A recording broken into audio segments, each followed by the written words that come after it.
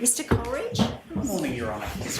We've misplaced Ms. Dwyer, Dr. Dwyer, and Mr. McMahon. The first witness today will be Mr. Bruno Wilson. I think they're just outside making arrangements to come in.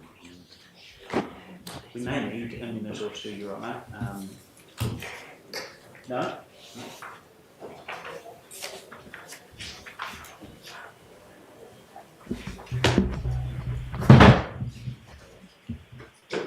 Sorry to keep you waiting a moment. No, that's fine. So our first witness today is Mr. Bruno Wilson, is that correct? That's right, Your Honour, and Mr. Wilson's just coming in the court now.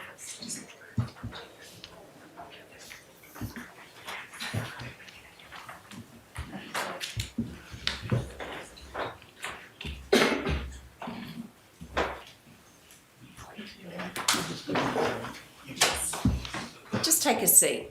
Thanks for coming to court today, Mr. Wilson. Yes. Before you give any evidence today, do you promise to tell the truth? Yes. Thank you. Mr. Wilson, can you tell the court your full name? Bruno Chuburula Wilson. And you've provided a statement to help the coroner to understand what evidence you can give in court. Yes. Your Honour, that statement's at 8-72B. Mr. Wilson, Julian McMahon's going to call some evidence from you first, but before he does that, can I ask you to tell the court what languages you speak? I speak Wadriaro. And you're obviously very fluent in English? Yes. And you're comfortable to give evidence today without an interpreter? All good. Your Honour, Mr. McMahon will ask the first questions. Yes, thanks, Mr. McMahon. Thank you, Mr. Wilson.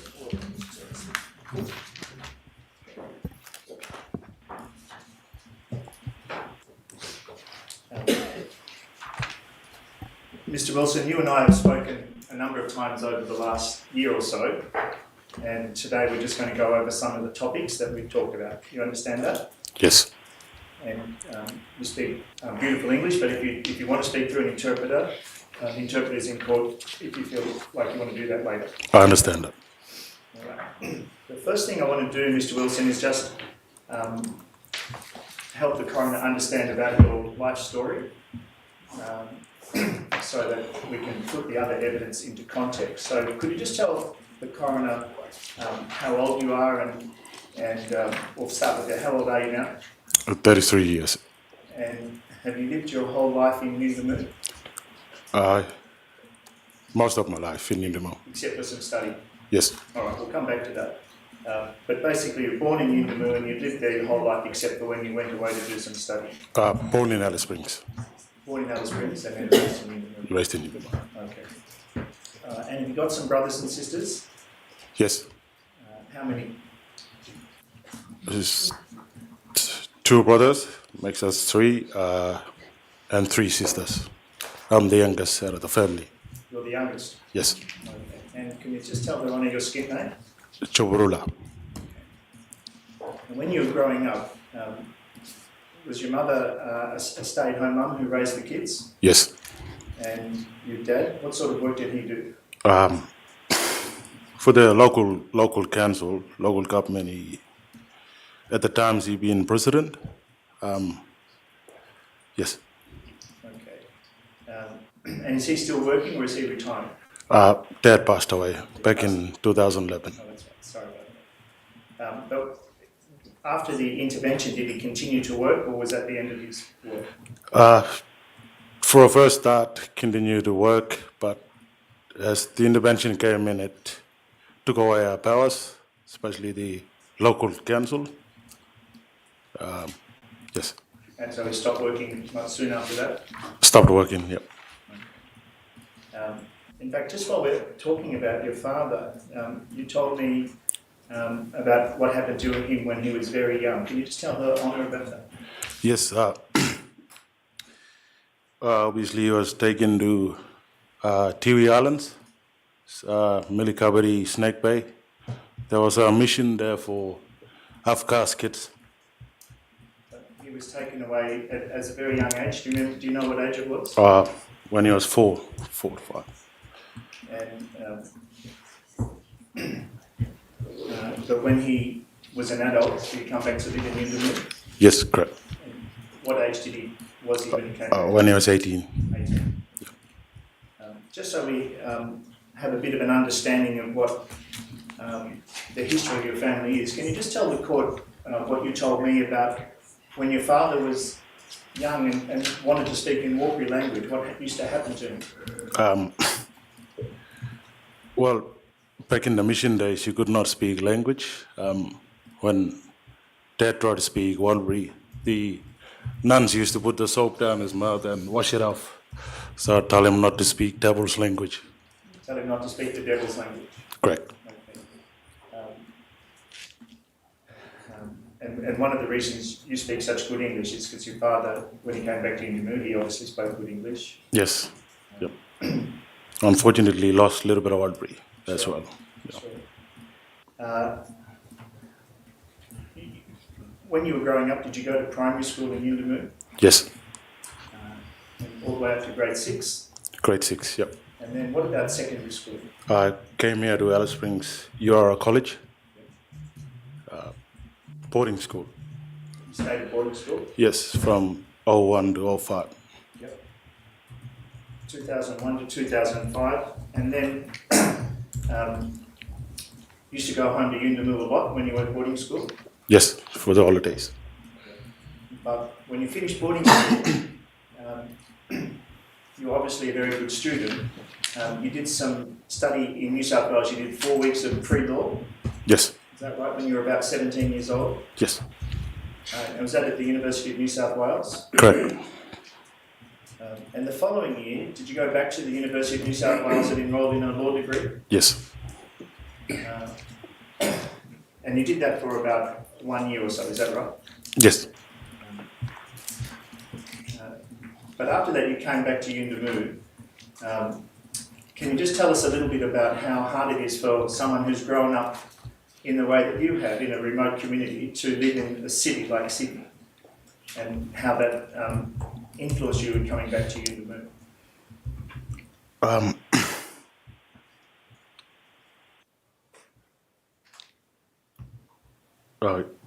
I cannot answer that question at the time. So,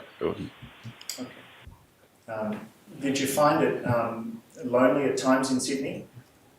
yes.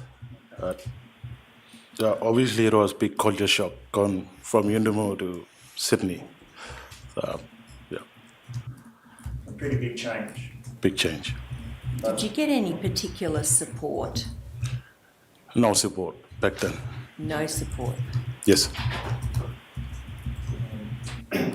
It's not very relevant to our case, but I know I was fascinated. You love going down to the beach when you're up in Sydney at Coogee Beach, yeah? Yeah. Yeah. Yes. Not a lot of beach out at Yuendamu. No. So you came back to Alice to Yuendamu at about 2010, is that right? Yes. And that was to help your father, you told me. Yes, to help Dad. And during that time, the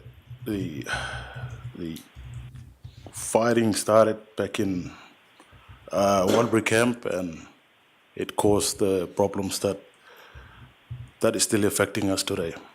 Yeah. So that's around about 2010, is that right? Yes. And we don't need to go into a lot of detail, Mr. Wilson, but we'll just ask some general questions if I can about that. There was a death in a Walbury camp in Alice Springs, is that right? Yes. And that led to family disputes at Yuendamu. Yes. And your father was one of the people trying to help sort that out. Is that right? Trying Yes. to help solve the problem. Yes. And that's one of the reasons you came back to Yuendamu, because it was very tiring and hard work for your father to do that. Yes. Is that right? That's right. And I know you've been following Inquest a little bit, but you've also got a full-time job, so you can't watch the screen the way that some people are watching Inquest over the last couple of months. can I ask you some questions about something we've discussed out of court, which is the question of payback, which is what's called payback. And if you can't answer the questions, that's fine. But when we're out of court, you previously told me that the family disputes back then in 2010, they couldn't be solved in the traditional way, using customary law. Is that something you can talk about today? Yes. Well, since the payback is not allowed in Yundamu or in every Aboriginal community here in the NT, because of that, didn't allow us to do a traditional payback. The problem still going on.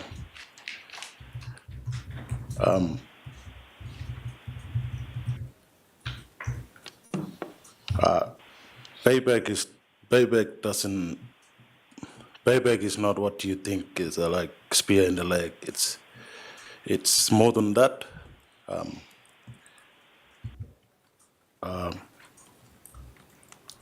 It involves a lot of talk. Yes, a lot of talk, family talks.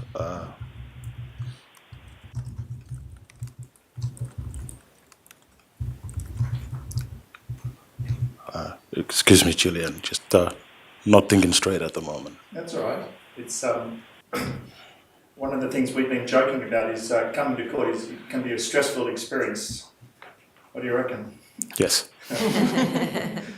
Okay, so I'll just ask you a few more questions about that. Might make it easier for you to give some answers. Some of the things you've told me is that in traditional law, when there was some a payback sort of carried out, one of the things that would happen is that would be the end of the problem. Yes, stops the problem and problem finishes then. Yeah, and I know that you understand that the legal system now obviously will never tolerate traditional spearing as part of the legal system, Cardia legal system.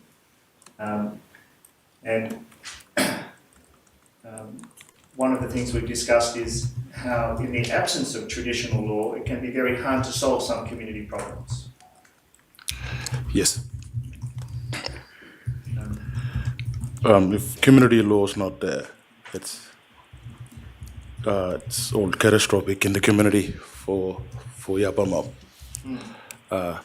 Just going through with the white man's law. And one of the consequences of that is that some problems just go on and on because they can't be brought to an end. Yes, it keeps carrying on and on. And one thing we've discussed, which we haven't really got to the bottom of this problem, but we've discussed it, is are there other parts of traditional or other parts of customary law that do not include a spearing, which can be used to solve these difficult problems? At this time, I cannot answer that. Okay. Yep. That's a very hard question, isn't it? Yes. And everybody who's involved in trying to solve problems in Walker community finds that a hard question to deal with. Is that your experience? Yes. Yeah. All right. So I'm going to ask you questions about different parts of life in Yuendamu, but just so it's clear for people watching and listening, and so what we've spoken about is we're trying to work out ways to make sure there are no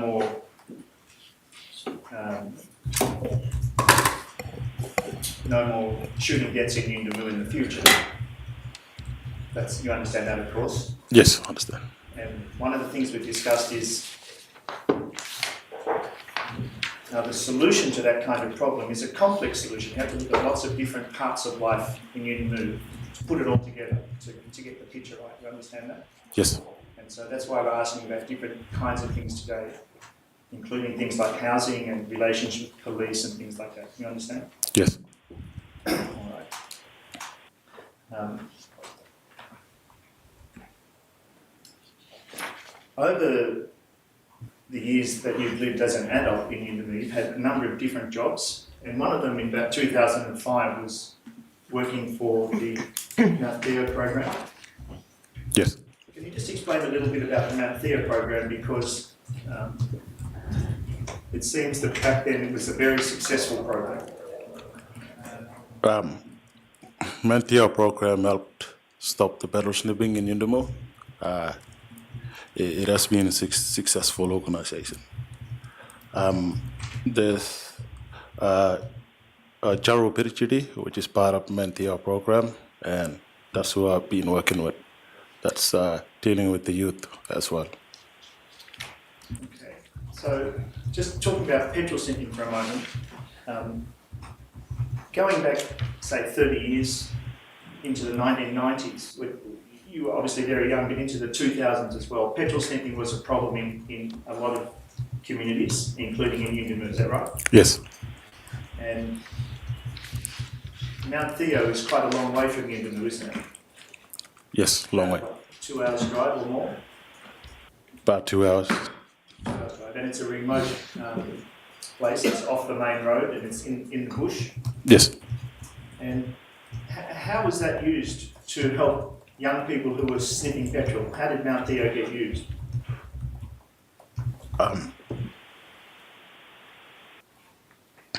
Usually take them out and stay out at Mount Theo, homeland, and that's the appropriate place to do culture practice there, and just Good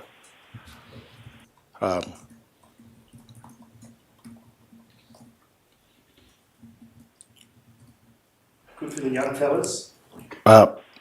it is good for the young fellows. It really worked out well. Yeah. So I'm going to ask you about two different things there, about how they got young people to go to Mount Theo and the sort of things that happened when you were staying at Mount Theo. So what I've been told in the past, and I want you to make sure I get this right and you can add on it, is that some of the young people sniffing petrol, they might not have wanted to go to Mount Theo, but the community would gather them up and put them in the car and make them drive out there. Yes, community would all be together and send them out, work together, support each other, to send to Mount Theo. And I've been told a few jokes that some of the young people might not have wanted to go, but they were given a little push into the car and told them, you're going, whether you like it or not. That sort of thing used to happen a bit? Yes, a bit. Yeah, just a bit. And when they're out at Mount Theo, they might be staying there for a long time. Is that right? Yes, They might stay for a few weeks or a few months. it depends. A few weeks or a few months. And there would be some of the elders from Yuendamu would be out there as well. Yes, elders would be out there. And they would teach the young men how to do things like make weapons, like spears or boomerangs. Yes, teach them how to make weapons for good use, hunting. Good use, yeah. Yeah. For hunting, Yes, is that right? yes, And they would also go hunting with the young fellas.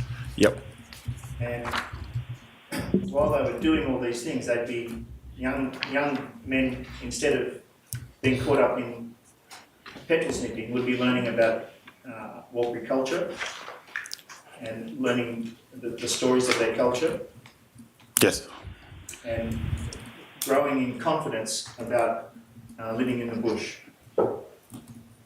yes, So, from your point of view, the program was a very successful one. yes, it is. It was a successful one. Yeah. And Mr. McMahon, who funded the program when it first started? I'm not sure that I can answer that. Mr. Wilson may know. No, I'm not sure if I can answer that too. It had a long, slow growth, didn't it? It just gradually became a program that began to work and went over about 15 years. Is that right? Yes. So I'm not even sure that the funding will be consistent, Your Honour. Sure.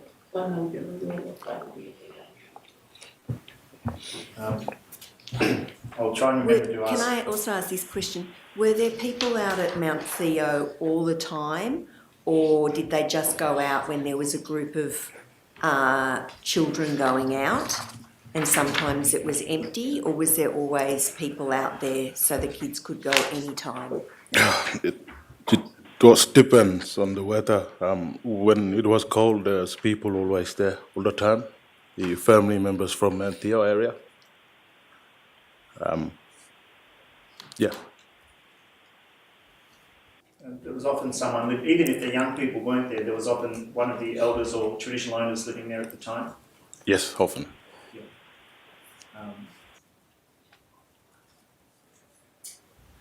And one of the end results of all that was that the petrol sniffing problem was defeated in Yuendamu. Yes.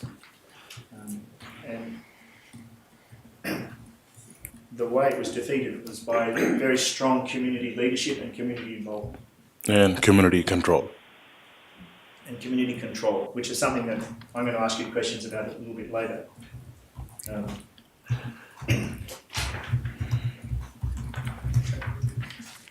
One aspect of community control which we've discussed in the past is the permit system, which disappeared with the intervention. Is that right? Yes. And one of the policies that came with the intervention in 2007 was the abolition of the permit system for some areas of the Northern Territory. Is that right? Could you repeat that again? One of the results of the intervention in 2007 was that the permit system for some places, like Yuendamu, was abolished. Yes. And is that something that you can talk about, what effect that had, how it changed things? Yes. When permit system was in place, Yuendamu was pretty much controlled by Yapa, and therefore Yapa looked out for each other and made us safe within Yuendamu. Made you safe? Safe. Yeah. And so just to explain that for people who aren't familiar with it, if, for instance, Cardia, some white man came to live in Yuendamu for work or something, and he turned out to be a person who caused problems, then the local community could cancel his permit. Yep, it was possible back then. We could cancel it and you could leave Yuendamu. And that person would have to leave Yuendamu. Yes. So the permits were controlled by land council, but you also had a local council back then as well. Yes. And we'll talk about it in a minute, but there's a strong contrast between the amount of local authority in Yuendamu before the intervention and after the intervention. Big difference between the amount of local people running the community. Yes, there's a big difference now. Yes. And something that's we've talked about is that one of those examples of the change was the change in the permit system and how that affected the community. Yes.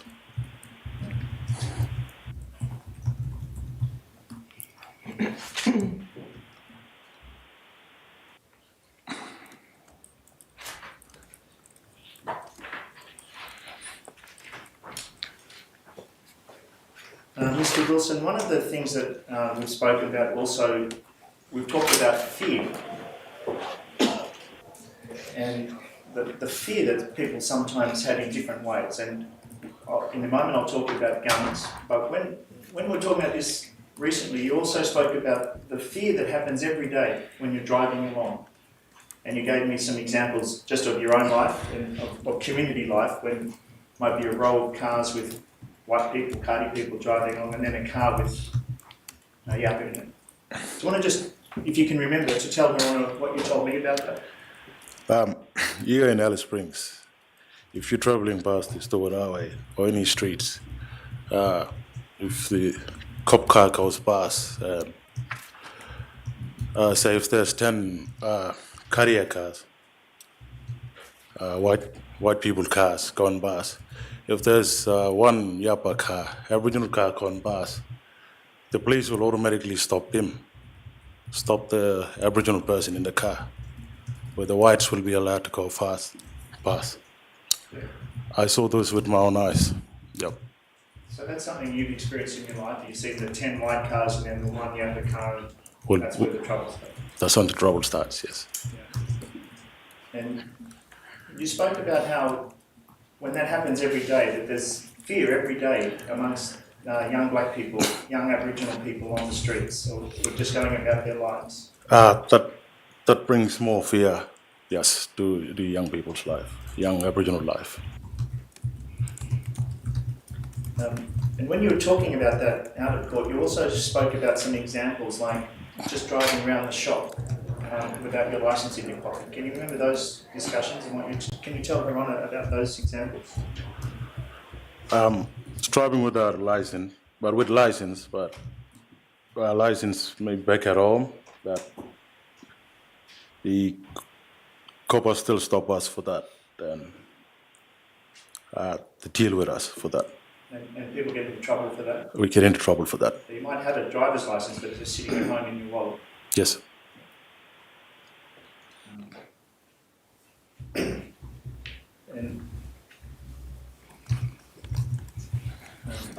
another kind of fear that we spoke about was the fear in the community after the shooting of Kumanjayi Walker.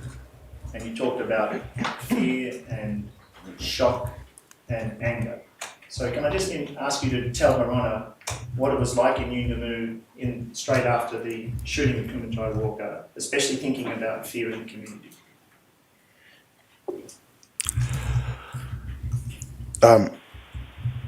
After the shooting, after the shots, there was shock and there was fear that the shooting actually happened, and it come to reality that the officer meant to protect and serve shot Kumanjayi Walker. The question you asked, the community was angry at that time, but shock and fear as well.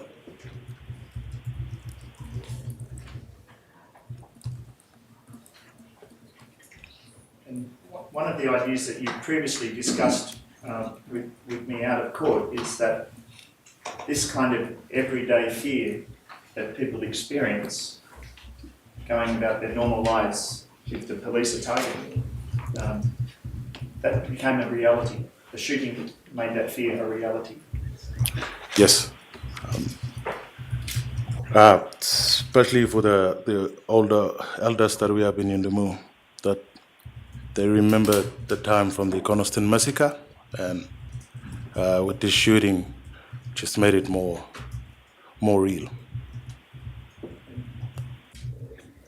Is that something that especially affected the older people? Yes, it's affected older people mostly. So can you just explain that to me? You told me that younger people had some reactions and older people had maybe some different reactions. The difference with the older people, because of Coronial massacre and the generations after that, our elders, which are them, knew that it happened, and how come it happened again in 2019, and the elders saw that the police shooting is still possible. And the way you've described it in the past, out of court, is that you thought that there was actually a great deal of fear with the older people because of their memories. Yes, with their memories, yes.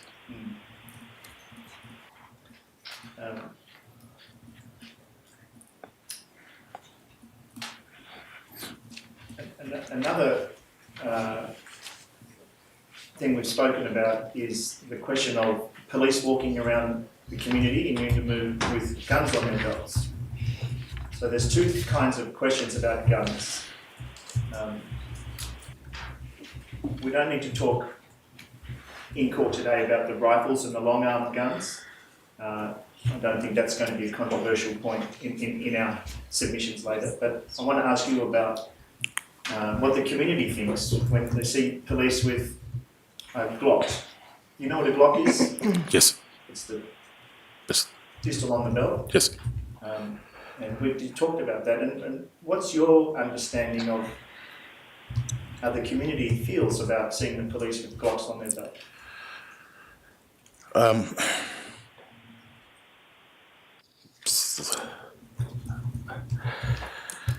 Yes, definitely we don't want the police with the gun in Yundumu, but outside of Yundumu, especially in the Tanama Road way, I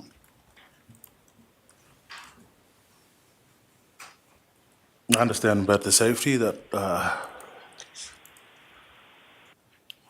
possible for police to have gun, but on the highway, Tanama Road, but not in Yundumu community.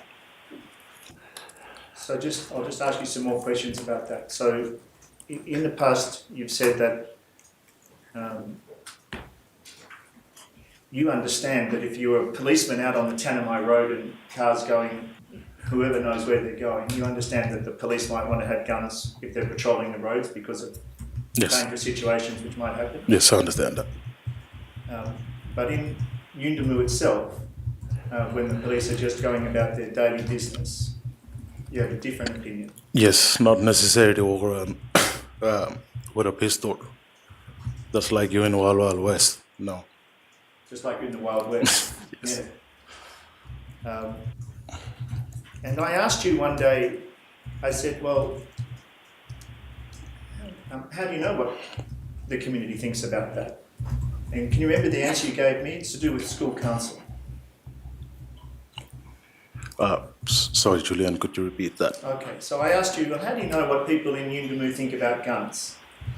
You know, have you asked everybody? And you said, Yes, oh, sir. you're president of the school council now, aren't you? Yes. And I'll come back and ask you about the school in a few minutes. But you said, well, in my job as president of the school council, and then you told me about all the different people that you ask and talk about this question of guns with. So can you just tell everyone Yes. about that? As a school council president, I find out from my school council members, which is from all corners of Yundumu, north, south, east, west. I hear their story when they come talk to me is they all have negative feelings about the gun in Yundumu because of the kids and the future safety sake. What I heard from my school council members, it's no guns in Yundumu. And you gave that as an example, when we're talking out of court, you gave that as an example to me of how you learn what people all over Yundumu are thinking about different problems. Yes. All right. Do the people from north, south, east and west meet together in the council, or do you speak to them separately?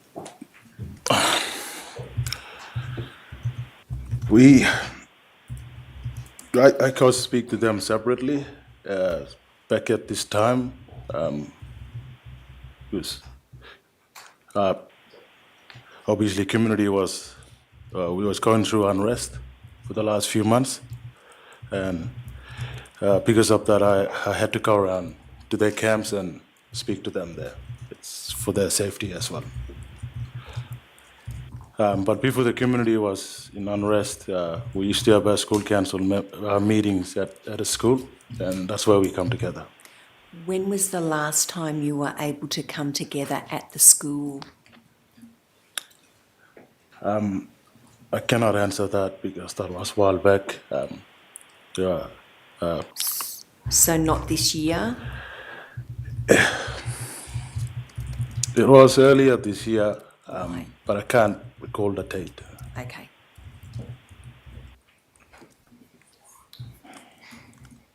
But in your job on school council, the school council doesn't have a lot of meetings in any year, does it? Doesn't have a lot of meetings. Not really, not a lot of meetings. But your job is to go and talk to everyone on school council. Yes.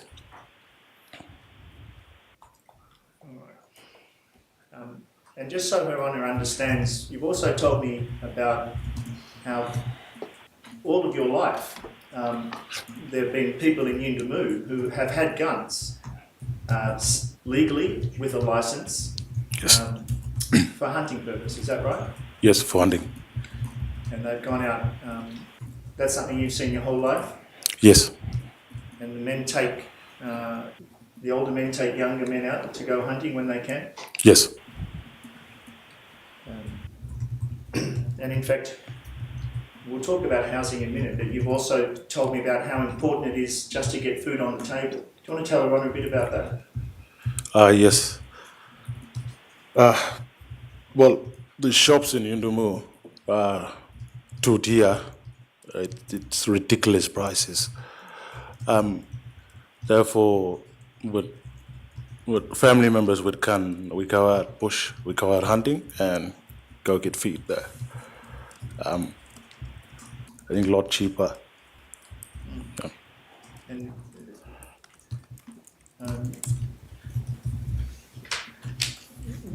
we've spoken before about how quite a few families in Yundumu don't have enough money to buy enough food, and so hunting is very important for people if they can do that. Yes, certainly hunting is really important. I've heard from when we visited Yundamu that there was breakfast at the school. Is that right? Yes, that's right. We've organised that to be every Wednesday morning. Only once a week, is it? Once a week, yeah. Not every day. Wish we could have it every day, but no. Right. Do you know why you can't have it every day? I yet to find out that from the Department of Education, NT. Chief. Sorry, I couldn't quite Have hear to that find answer. out from the Department of Education, NT. So is the And are there any food programs on the weekend? Sorry? Are there any food programs on the weekend? With our local swimming pool run by White Egg, on Sundays there's a family get together, a food barbecue, but doesn't really happen every Sundays. Just maybe one Sunday. Then after 2 weeks we have it again. Right, so about every 2 weeks there's a barbecue at the pool on Sundays put on by Widak. Yes, White Egg and Wonder, another organisation. And after school, we heard that at least sometimes there were after school programs and there was food available at the programs for the kids. But we've also heard there are some difficulties and those programs aren't always running. Are there after school programs at the moment, do you know? I only know about White Egg's youth program that's currently on, but not others. And what's the after school program for Widak at the moment? That's they have their basketball, a 40-year double, and some painting phases. just while we're talking about the swimming pool, not long ago, one Sunday, when I was trying to, or when me and my solicitors sitting in court with me earlier, when we were trying to find you in Yundamu, we found you at the swimming pool. Yes. And you were there, you were doing duty, just watching the kids, making sure it was safe. Yes. So you were doing that on your Sunday. You work Monday to Friday full time. Yes. And then one night when I was driving out of Yundamu, I saw you late at night, just before dark, fixing the school fence. What were you doing on that day? Helping a colleague out to put the fence back up. Yes. Yeah, so, To keep the school safe. Yeah. yeah. Is there any funding to pay for lifeguards at the pool? I'm not sure about that one. Not sure about that. I might just ask you some other questions about the pool because it fits into a bigger picture that we're talking about, Mr. Wilson. But we've discussed the idea of having lights at the pool. Can you just tell Lorana what you think about that? It'll be great if we have lights at the swimming pool. That will get our kids stay at the pool and when they keep swimming, When they knock off, go home. They're about to go to bed and go to school next day. You've told me a couple of times that you think if they did enough swimming, they'd just fall asleep every night. Yes. Fall away. Good. Get them to school in the morning then. So you want every kid swimming every day. We also talked about food at the swimming pool. Can you tell Her Honour what you told me about the idea of having a lot more food at the swimming pool and how that might help Yundamu and the young kids? If we have a lot more food in the pool, it'll keep our kids fat and well organized. Without that, that's when we see the crime. Kids get hungry, go breaking in, stealing in the houses. So I'm gonna try to prevent that by maybe food stuff at the swimming pool. We'll talk more about that in a minute, but just zeroing in on the food and hunger at the swimming pool, you've spoken to me in the past about when the kids breaking into places at night, it might often be because they're hungry, looking for food, and that one of the reasons kids are going out and breaking into places looking for food.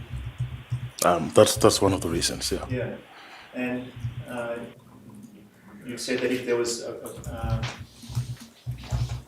more food available at the swimming pool each afternoon, that would be good for the kids, just to get them to the pool, get them eating and get them swimming. Yes. And we've also spoken about how that the parents of different kids would come as well if there was food for the parents, coffee, food, and sit around. Yes. Yapa parents and Karya parents. Yapa and Karya, yes. So you can see the pool as being something that could be developed into a much stronger community venture in Yundamu. Yes. And you yourself have spent a lot of time there watching kids and just observing the whole situation. Yes. I see the pool a pretty neutral place as well in the community. Place. Yes. Yeah. Are there other neutral places? Our school. School?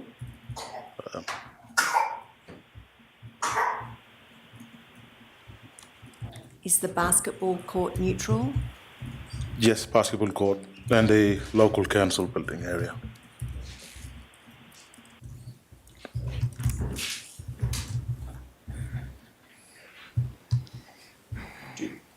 Sorry, No. do you know anything about whether kids who don't go to school, whether they're allowed to go swimming after school? Well, we have this yes school, yes pool policy. Why they kept that? Yes, So it's the idea that if you don't go to school, you're not allowed to go to the pool after school. that's the idea. It's in the positive though, Mr. McMahon. Pardon? It's in the positive, not the negative. Yes, school, yes, pool. Yes. I appreciate that, Ron.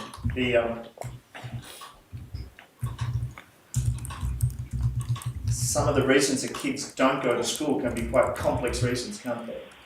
Yes. But then they're locked out of the pool as well. So, you told me like some kids don't go to school because of like the water situation in the house and washing. And they find it hard to go to school because it's hard to wash at home in some of the houses. Yes, some of the houses, most of the houses before before the renovating started, hot water system didn't work in most of the upper houses. Therefore, prevented kids from having shower in the morning and going to school. And the adults from going to work as well. See, housing standard was really rubbish in Indamo. What's happening now? As we're speaking, there's this room to breathe. I'm not sure who organized that, maybe NDG, housing. That's happening right now, renovating houses. So that room to breathe program, the idea there is to add extra rooms to the houses, is that right? Yes, Give some more space. more spaces. Are there showers at the pool? Yes. Yes, there's showers at the pool. And the pool's free, isn't it, for the kids to go in? Free. Just while we're talking about the hot water in the houses, I'll ask you some questions about the houses generally. It's something that you've thought a lot about, isn't it? The housing in Underman. For instance, you were telling me about the way the houses are designed actually causes real problems for the community. Yes. It's not really designed according to Yapa way of life. The housing itself, the architecture, the designs don't suit Yapa people in that condition. And you said to me previously that what needs to happen is that the people who design the houses need to come and spend a lot more time talking to Yapa. So Yes. they understand what Yapa want in their houses. Yes. When the weather changes and depends on all that, the houses we staying now, they're putting the air conditioner now, but for the winter it'll be freezing. Summer it'll be stinking hot. Summer is stinking hot, so it's like a heat box, is that right? Yes. And do you know that a lot of houses are not insulated? Not a lot. And so they become incredibly hot in the summer, is that right? Yes. And then in the winter, and when it's below zero in the desert, they become very cold, We freeze. freezing. Yep. And you're laughing now, and I'm laughing because you told me in the past that the cold just seeps into the house and the whole house becomes totally freezing. Yes. Now, one of the problems with a house that's not insulated is that it needs an enormous amount of electricity if it's going to be kept warm or cold in the right weather. Yes. Can you tell everyone about the problems with electricity? Problems with electricity, there is what we pay rent, which usually takes us for a fortnight, but then this extra we pay for the power. There used to be a token power ticket. Now you go to the shops and pay through in the shop, just to add up more credit. Is that's prepaid electricity? Is that what it's called? Pay in advance? Yes. And obviously you don't know what everyone pays, but you gave me some examples in the past. You've said, well, people might pay $29 or $35 a couple of times a week to get their electricity. Correct. Yep. And we know that there's not a lot of money in Union. No. And so from your observations and talking to people, do you know that some houses just don't have electricity because they can't afford it? Some just stay without electricity for 2, 3, 4 days if they can afford to pay for the electricity. So they have it sometimes, and then if they don't pay in advance, it just cuts off. Cuts off. I don't understand that bit. When we're paying for the rent, and then why we pay for the extra power. I don't understand that bit. You're living on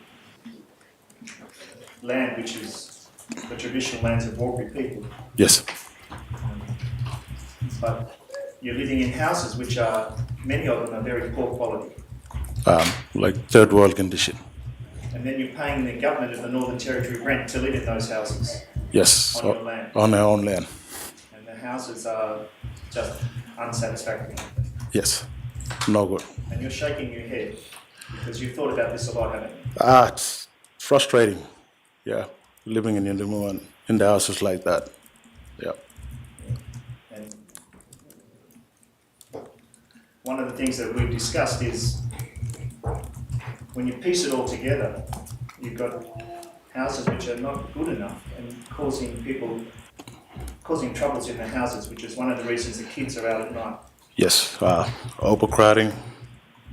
Maybe food finishes. That's why kids go out at night. That's when the crime starts. And when the electricity goes off in a house, so let's say someone has got some electricity going for a while, when they haven't paid the next instalment in advance, all the food in the fridge goes up. Yeah. Yes. And It's also a health risk in that with too many people in one house. Yeah.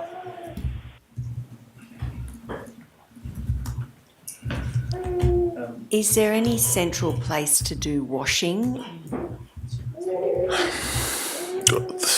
There is women's center, but obviously only women can go there. Men can't do washing there.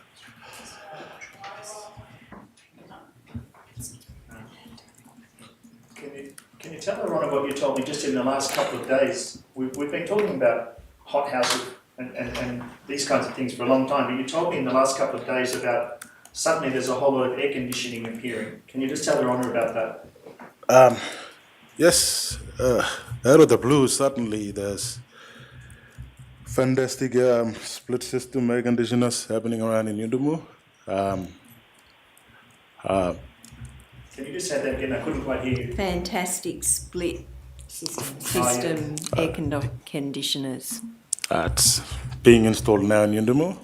Just right now in the last little... Right now, in the last 2 to 3 weeks, and I just don't know work out why it's happening now. Yeah.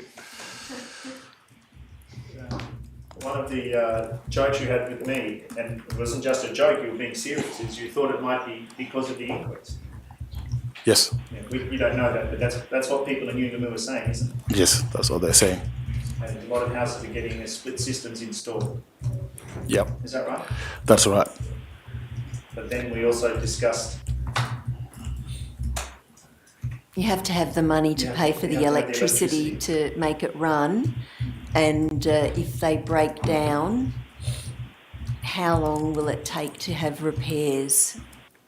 Or will there be regular maintenance checks now that they're installing air conditioners? You're almost ahead of where we're going. We don't need to ask those questions. I think Your Honour understands those issues. So we'll wait and see how that all works. But what you've said is that just in the last 2 to 3 weeks, suddenly there's a lot of air conditioners being installed in Yungamu. Yes. When we come back next year, you might be able to give us an update, Mr. McMahon. So I know you have been nervous about coming today, Mr. Wilson, but we might try to invite you back for half an hour next year and just you can give us an update on the air conditioning system.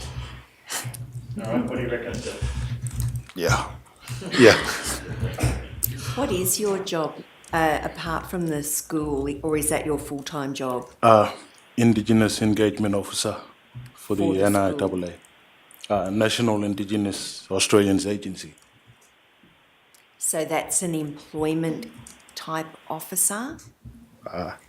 Yeah. Okay. So that's a fairly new job for you?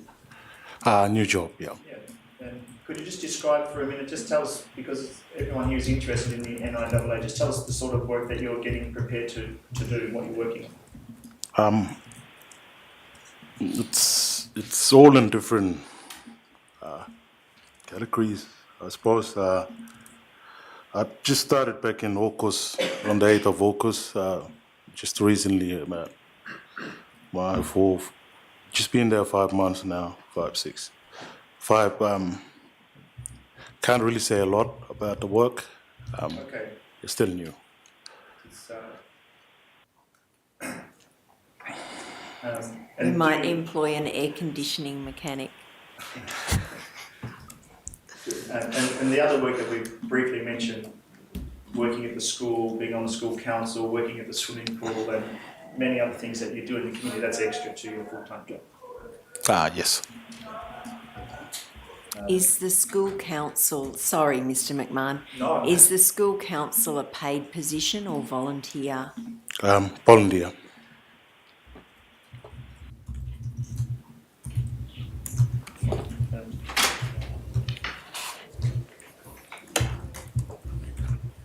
Do you have kids at the school?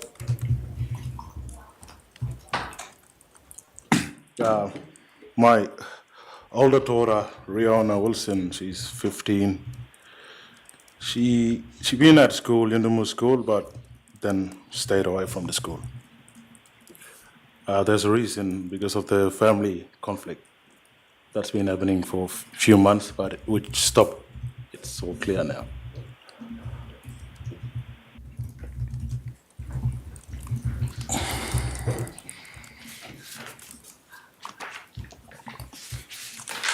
Just in relation to the family conflict, you've told us that the school is a neutral place. So was the concern about going to school travelling to and from school, or was that a problem? Or Yes, getting there, traveling to school.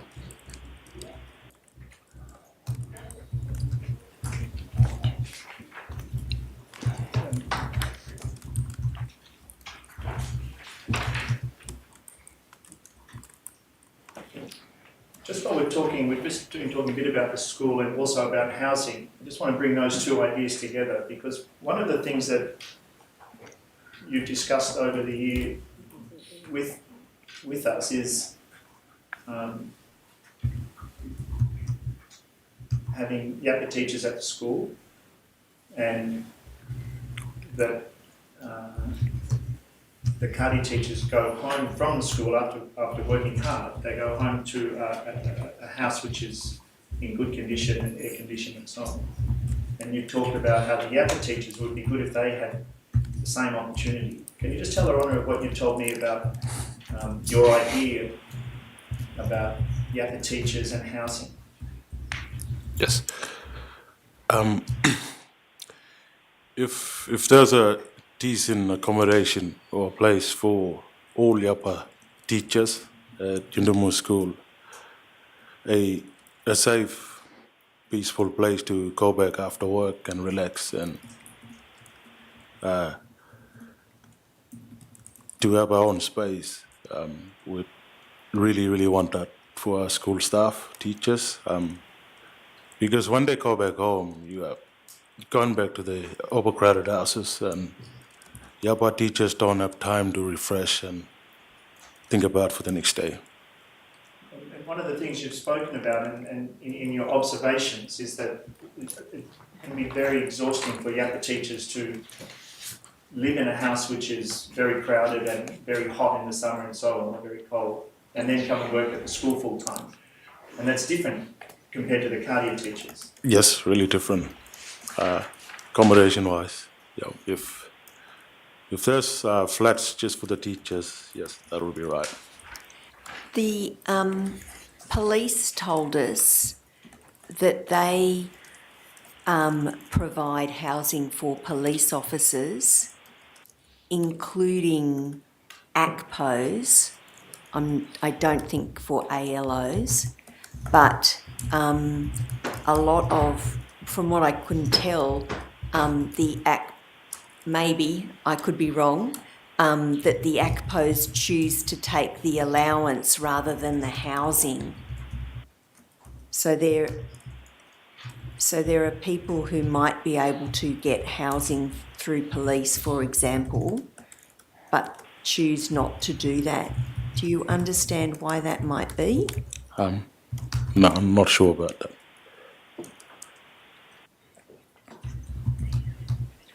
How are you going? Do you need a break, or can you go on for a bit longer? Go on a bit longer. Okay. I've probably got about 5 or 10 minutes more worth of questions. Okay, and then I think you'll get some questions from some other interested barristers as well, all right? But if you need a break, just let us know.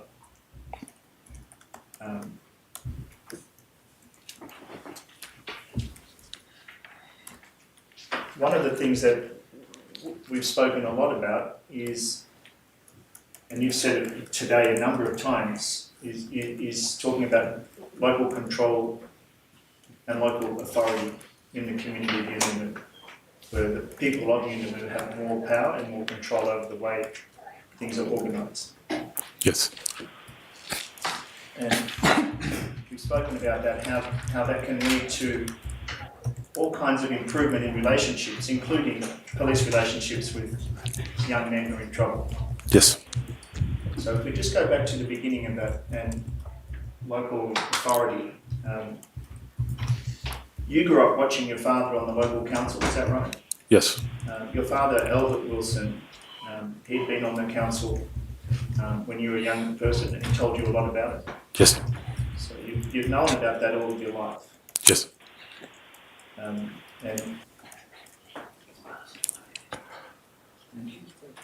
yeah, I'm sorry, I said your father's name. I'm sorry about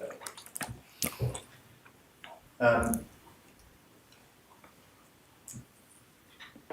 And he told you a lot of stories about how the local council used to work and how it worked with the community.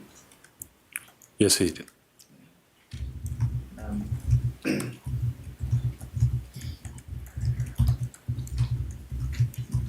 And did he tell you also about how there was a tribal council that also used to exist, which the local council would refer to and get advice from? Yes. Is that something you can talk to her on about for a moment? Yes. The tribal council, local council, tribal council was really important, really significantly important within the Walbury Yundumu covenant structure.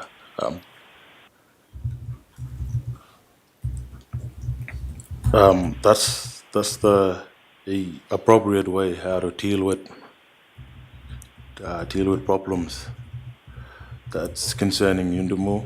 But we had a tribal council deal with that after the local government used to deal with it. If it's a Walbury matter, we pass it on to tribal council.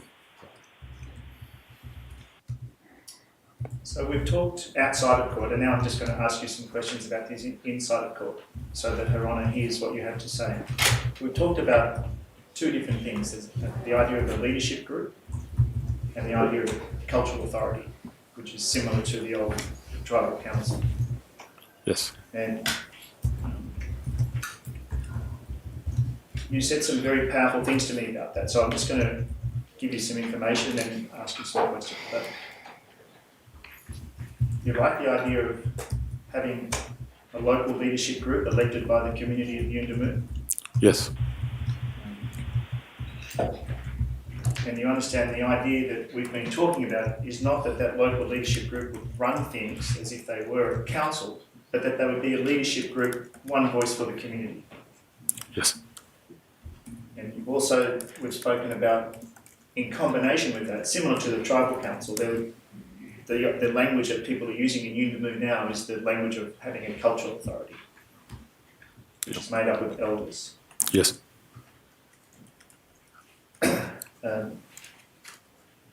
And if there was a leadership group which was elected by the community so that there was one voice for the community, can you tell Her Honour what you think about that and how the community would think about that?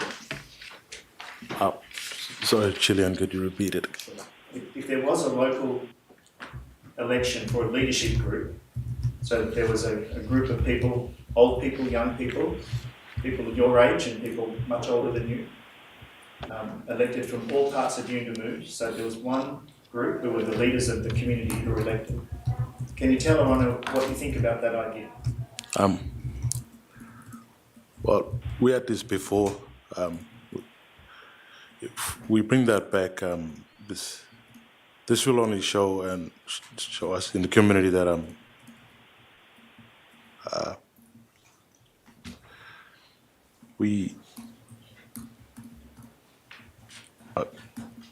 so I'm just getting confused. Yeah. That's all right. Yeah. Well, maybe it's nearly time for a break, but we've previously spoken about a feeling which you've observed and you've noticed and you've talked about is that there was a sense that there was a lot less hope in the community after the intervention because a lot of power was taken away from the community. That's true, yeah. Yes, when the intervention came, that stripped away a lot of powers in the community. And you talked about what that did to hope for people, hope for the future. We lost hope then, hopelessness. Yeah. And you talked, as I understand it, that if there was more authority put back into Yunamu, so a local leadership, local election with leadership, that you thought that would be a way of bringing a lot of hope back into the community? Yes, if we bring that back, yes, it will. It will also prevent the wrongdoings in Yundamu if you put Yapa back in charge.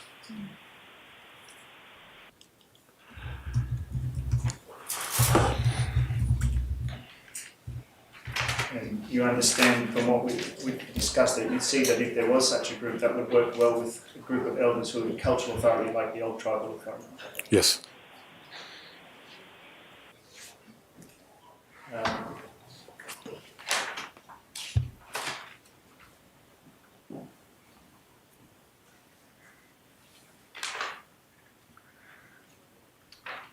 Just 2 or 3 more questions for you for a few minutes, okay? You okay to go on?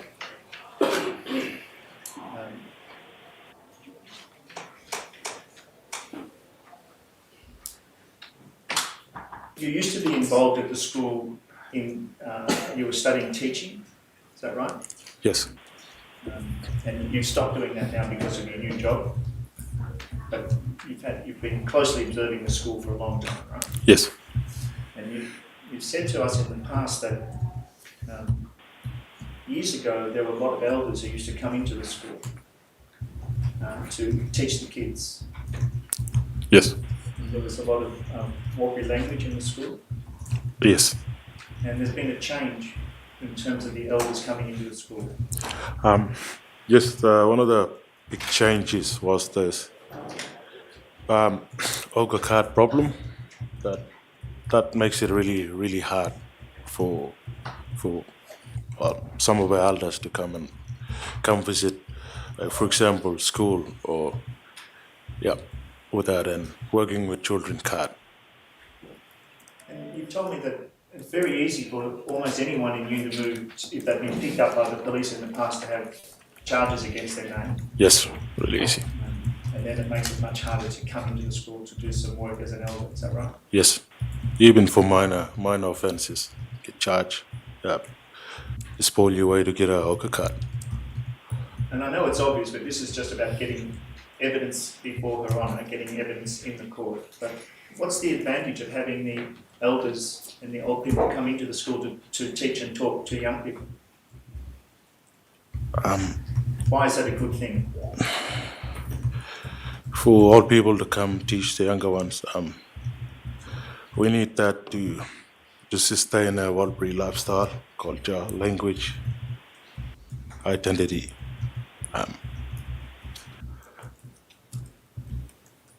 But the biggest obstacle is that with the Olga card.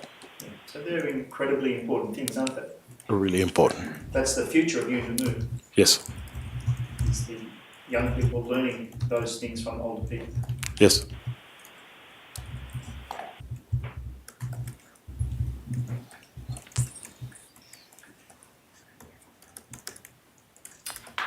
We've been going a long time. I think I'm going to stop there with you, Mr. Wilson. You've probably heard enough questions from me, and I'll leave it. Her Honour might like to other people to ask questions now, or do you feel like having a? Is it possible for break? Sure.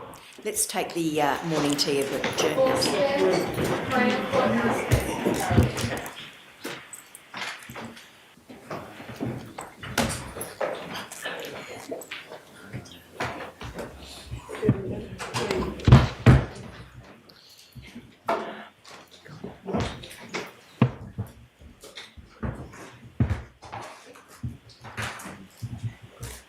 Let's go and ask Dr. Her Honour.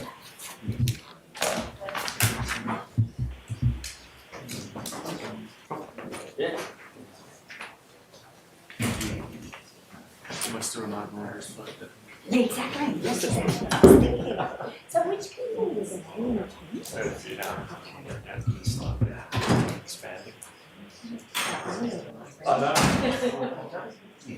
What would we do as a fundraiser Thursday night with the line? Good thinking. I didn't see it again. That means I definitely just want to participate. Hello. How are you?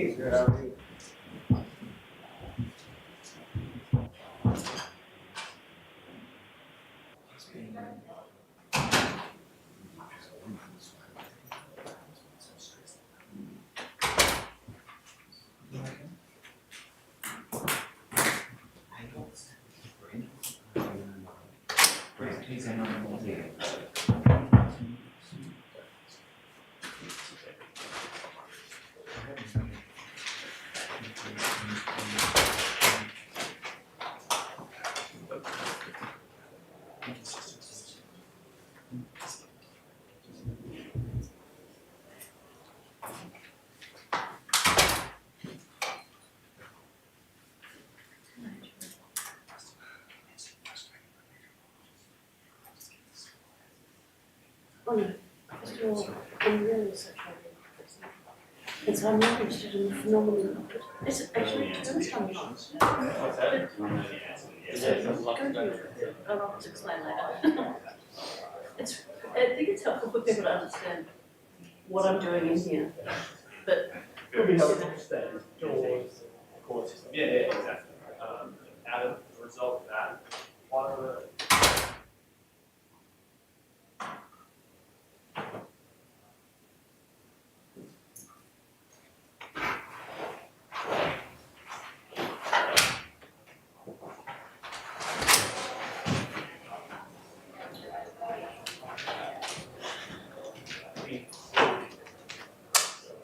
yeah.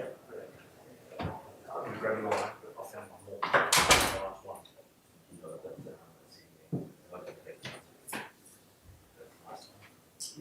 Yeah, I looked at it, I thought, if I don't take it, get someone else. Just spraying car. Use that coat for her, so there, it's worth it.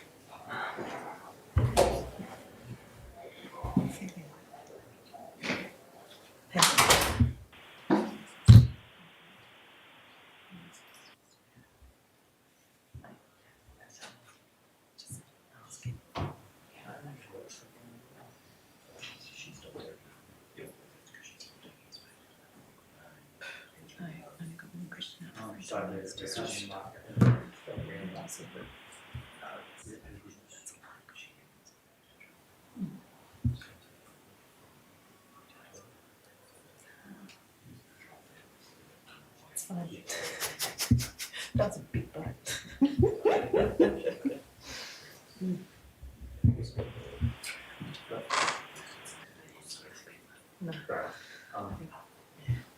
Pushing, decreasing the demand.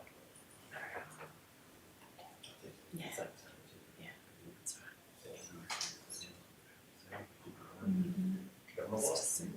That's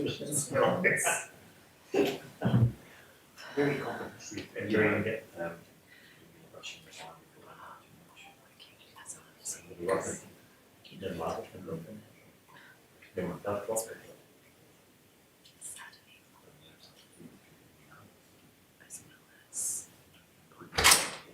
There has to be that much. Money. Did you notice? Is the sound off? It says, Did you notice how it just crashed in this one? This is conference. It's just not correct. I think it's exhausted and stressed.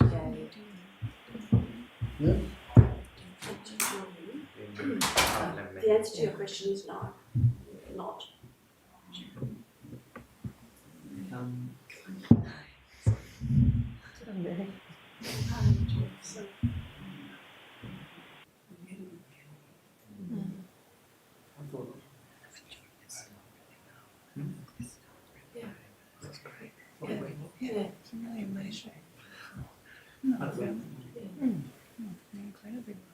Is there a transfer could pick it up? I think myself put me up because that's what I know what he was saying.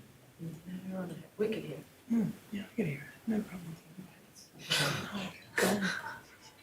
That's what I've been singing in my head all morning.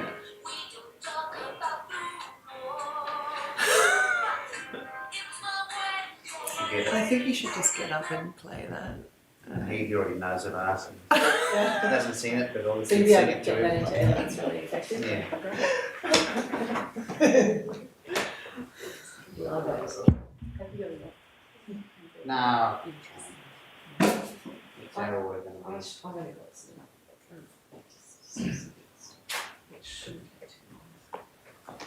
And you can use Okay. Yeah. It's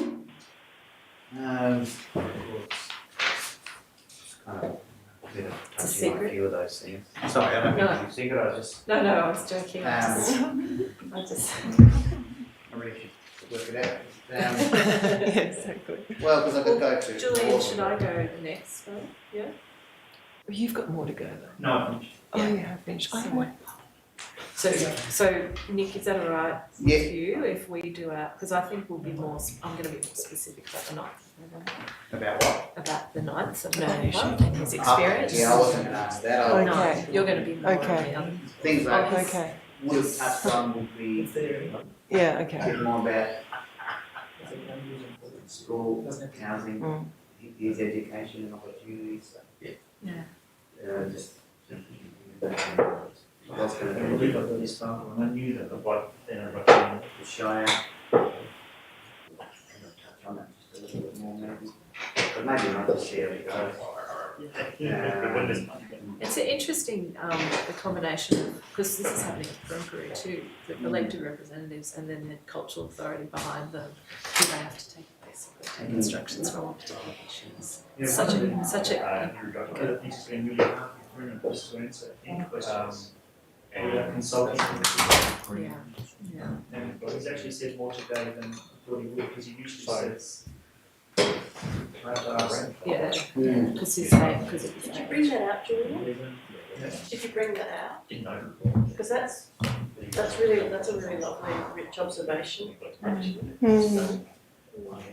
About the way that authority and knowledge is distributed. It's one of the strengths. Yeah, maybe you could. Well, but maybe you could say that just as your last thing before. Mine is just I'm just like looking at the Sorry, I've been responsibilities. No, it's good. We like no filters. That's good. Thanks, Mary. I don't think we've met actually properly. I'm Paula anyway. My name's Mary. It's complicated. Yeah, sorry. Rather than yelling at each other. Yeah. Yeah, nice to meet you. Yeah. I was saying, Wondering whether, you know, he talks about 35 about not.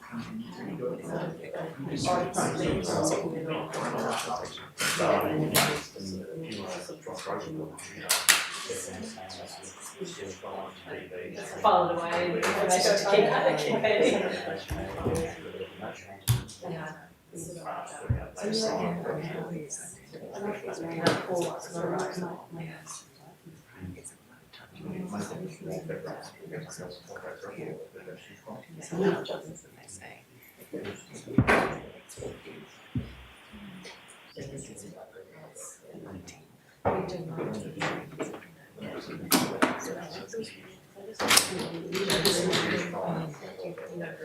No.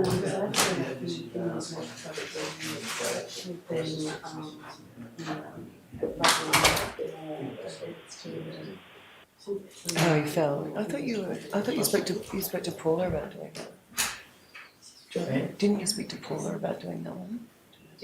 This morning. Look at you. I don't know. I only know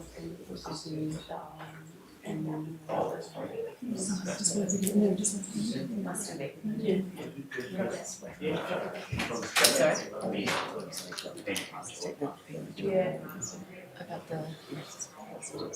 Yeah. I get it. Yeah. Just checking.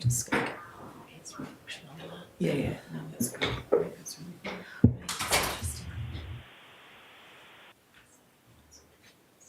you know, as opposed to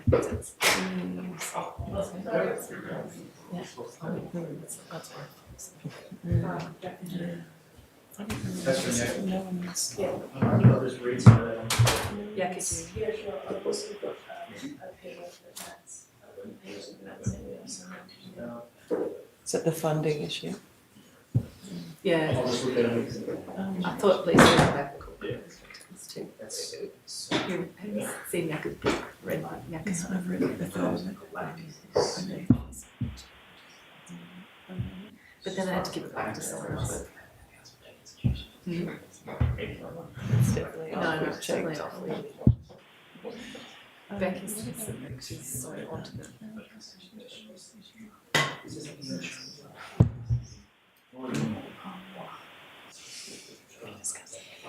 Wait, it's in his. Yeah, it's just whether I was getting bored and him thinking that he's why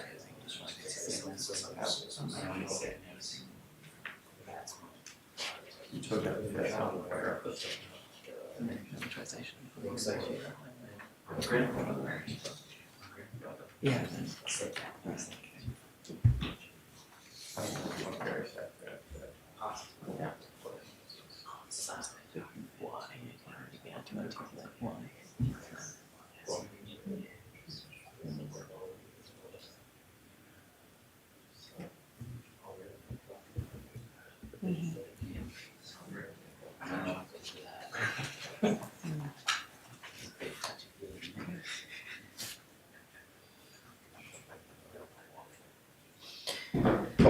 There's a whole heap of new houses in London out there. Lots of demountable stuff that have been up only the last couple of weeks as well. It's kind of anything else been up. Over in Yapa President. They look like they're demountables. I don't know. I'm sure they're aircon.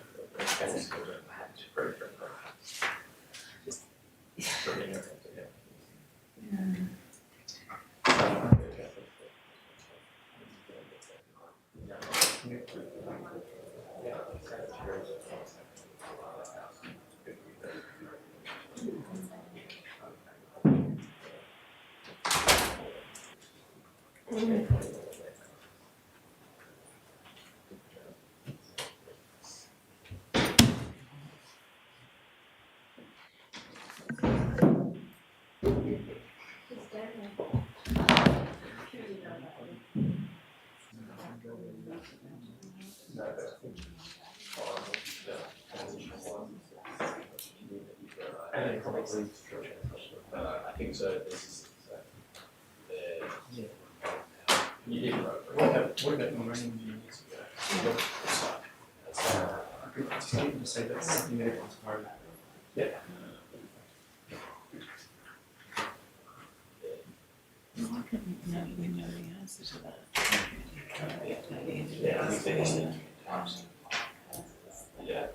Yeah. Could be Julian. some of them do. Some Subject to confirmation or something. No, you can't do that. I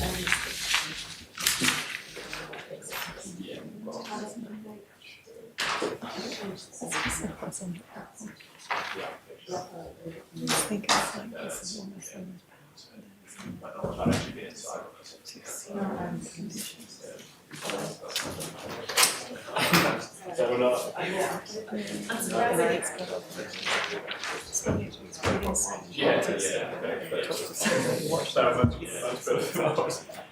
So they were teaching you that? Yes.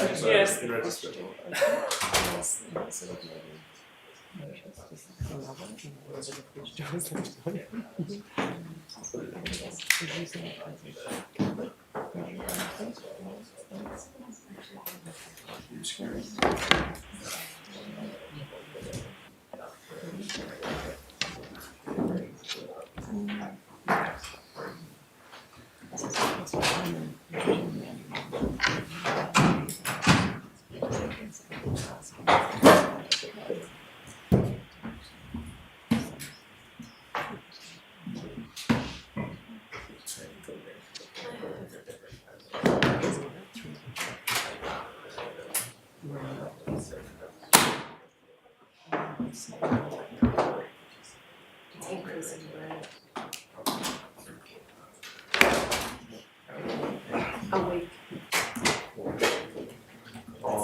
Must be 4 months.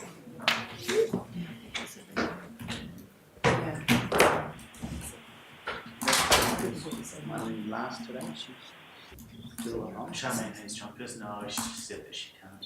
So it's just quilting. Just cruelty. Oh yeah, I was just going to ask for the long term when we start again. You're like anyway, I like having it here. It's like a safety thing. Oh no, I like when you're talking. Yeah, absolutely. But not in front. I'll bring it over I think I've now. had it in front of me the whole time. I've just got used to it. Okay, here we go.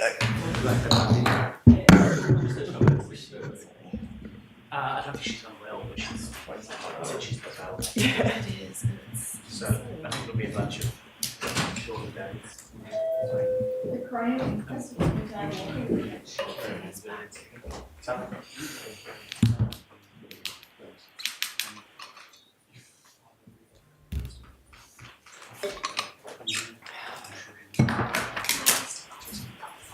Hey? Big nut himself and his face off, you know what they're like. I don't know, I don't know what he had, but I did a trial, I think.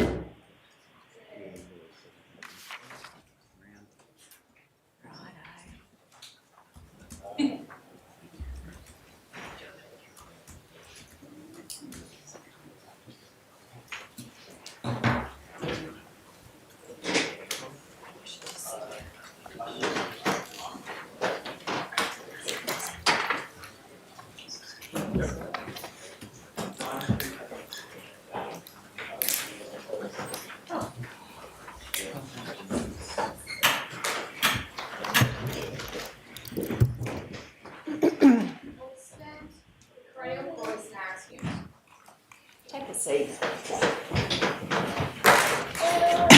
Yes, Mr. McMahon. I'm just going to throw into the transcript at this convenient point that over the break I've received different information about the funding for Mount Theo, and the answer is complicated. There's different funding over different times. It started with a grant from the school council in 1994, a $5,000 grant, and then over time different governments have put in different amounts, and a lot of barbecues, fundraising and so on, as well as substantial input from different areas. So we'll try and help you on with that later, but we won't be able to do it today through Mr. Wilson. Sure. Just one more question for you, Mr. Wilson, really because it's part of what we spoke about out of court on other occasions about the link between quality of living in housing and how that leads to trouble at night and kids getting into trouble with the police. And one of the things that you've spoken about is water and water quality. Can you just tell everyone about that? In Yundamu, we're drinking uranium water, which is not really safe, and I think that leads to health problems within Yindamu area, such as diabetes, dialysis. I think it's because of the water in Yindamu, uranium. And we've previously discussed that people without much money can't go and buy purified water. No, can't. Unlike, of course, the better houses which have purified water in. Better houses in Yindamu definitely have purified water, but obviously there's white fellas staying in them houses.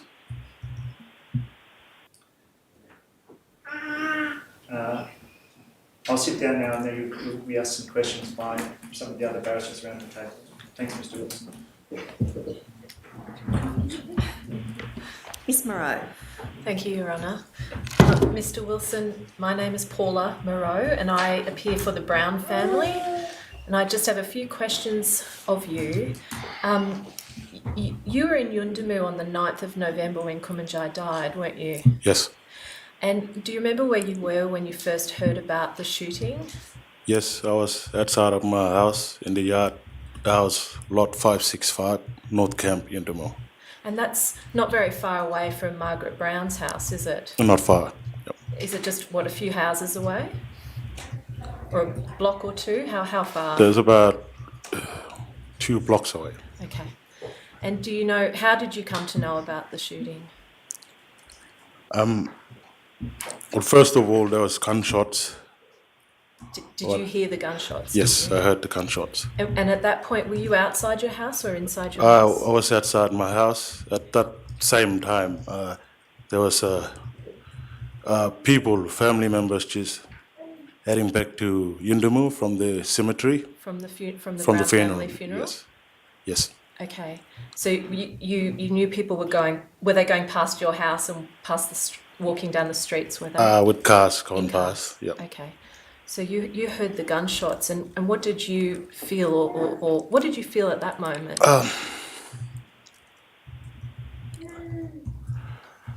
At that moment, I didn't want to think it was a gun. At that moment, I didn't know.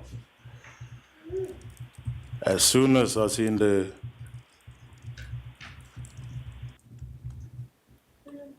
What was the next thing you saw? people yelling, and the police vehicle going past fast. Did you see one police vehicle or more than one police vehicle? There was 2 inside Yeah. going past. So you saw the police vehicles go past fast. Yes. Were you still in the front of your house at that point? Yes. And what did you do after that? I still didn't know what was happening until one of my brothers came, and then that's when I knew. He told me that Kumanjayi has been shot. Okay, so you knew who had been shot and you knew that it was from police? Yes. Okay. And what sort of impact did that have on your emotions? Shock was the first one. Then anger came in. Yeah. And so what did you do after that? After a while, I went to the outside of the police station where there's been mob gathering. Yeah. About how many people did you see down there? Roughly more than 100. Okay. There was more. And did you see Derek Williams and Warren Williams down there? As far as I can see, Tarek was run in the front of the police station, Yeah. Was he sitting, do you remember, or standing at that point? standing. And do you remember, was it a long time after you heard the shots, or, do you know about how long after? Are we talking half an hour or only 5 minutes? Since do you know how long that was? Since the shock came in, I can't recall the time. That's okay. It's just happening fast. Okay.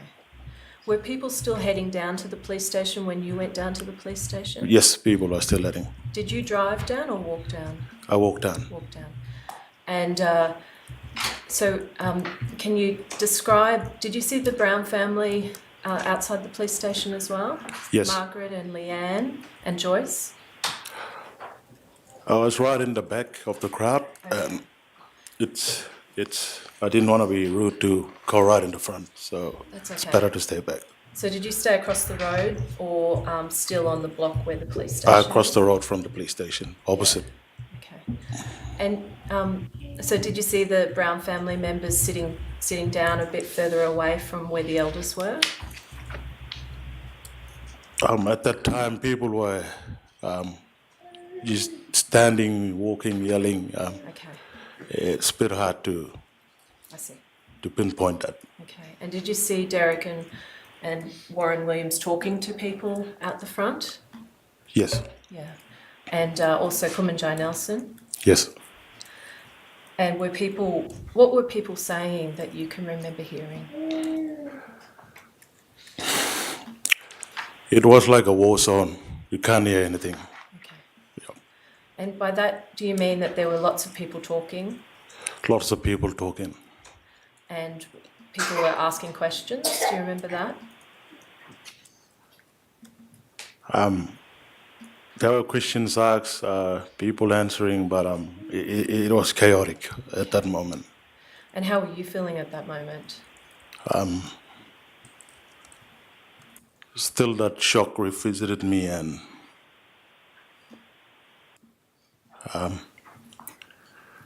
I felt as if we Yapa people are on our own. Sorry, Yapa people are not On our own? on your own. Yes. Did you see any police officers at all while you were down there? No. No. And what do you mean by feeling on your own?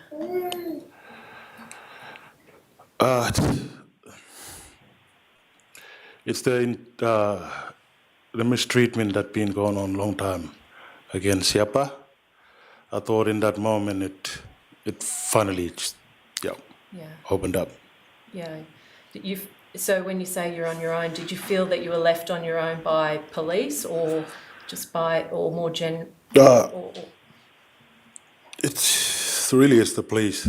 Like, their motto says to protect and serve, not to kill and murder. And how long were you down there in front of the police, out the front of the police station across the road? I was there for about an hour, then I left back home. Okay. And did you see that at different times people were coming and going in that period of time? Yes, somewhere, but most of the group were still waiting around outside the police station. Yeah.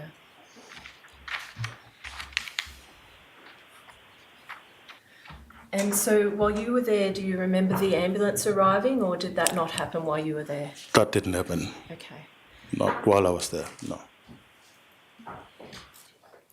Could you tell how people were feeling around you that you were talking to and seeing?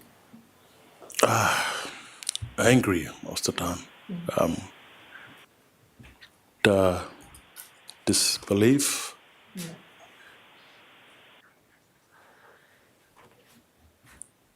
And so what did you do after you were down there for an hour or so? I went back home and just to try to find out the information, what happened on that day. Could you see when you were there, people were listening to people like Derek and Warren and Kumanjayi Nelson? It was a bit hard with crowd shouting, and as I said, I was right in the back, way back. Sure. Can't really listen to people in the front. Right. Now, during that night, you were back at your house that night, were you? Yes. And I take it you didn't travel down to the airport or anything at all? No. Okay. Did you see anything unusual occurring during the night from your house? Definitely the airplane. The pattern was unusual. I remember listening 3 times the airplane sound. The sirens going on loud, and the police vehicle rushing to the airstrip. That's all I can see from my house. You saw that. So in this period of time up until that point, what did you think was the state or the physical state of Kumanjayi Walker? I didn't know at that point, to be honest. When was it that you found that he had in fact passed away? Next day, Was it early in the morning or later? roughly after 10ish, Okay. And how did you find that out? from Mahandi, Valerie Martin. I see. Mabaljari, yes. She told you, did she? She told me. I see. And did you see family of Kumanjayi in sorry business the next day?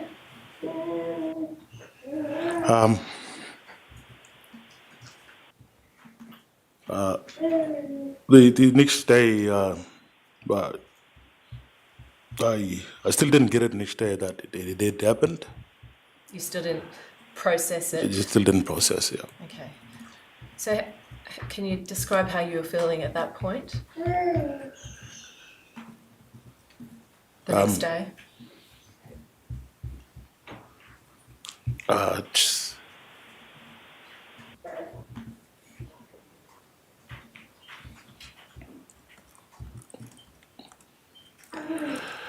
I felt really angry.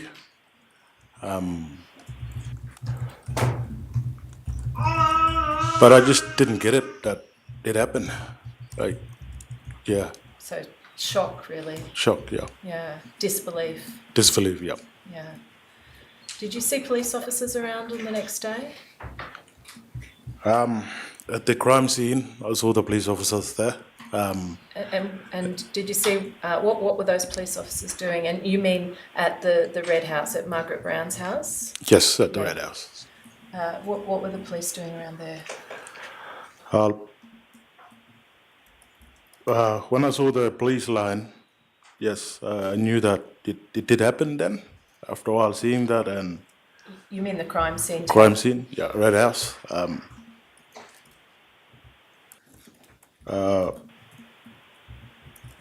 There were police standing with a gun, but I'm thinking that was to just protect the Red House and the crime scene. What sort of gun?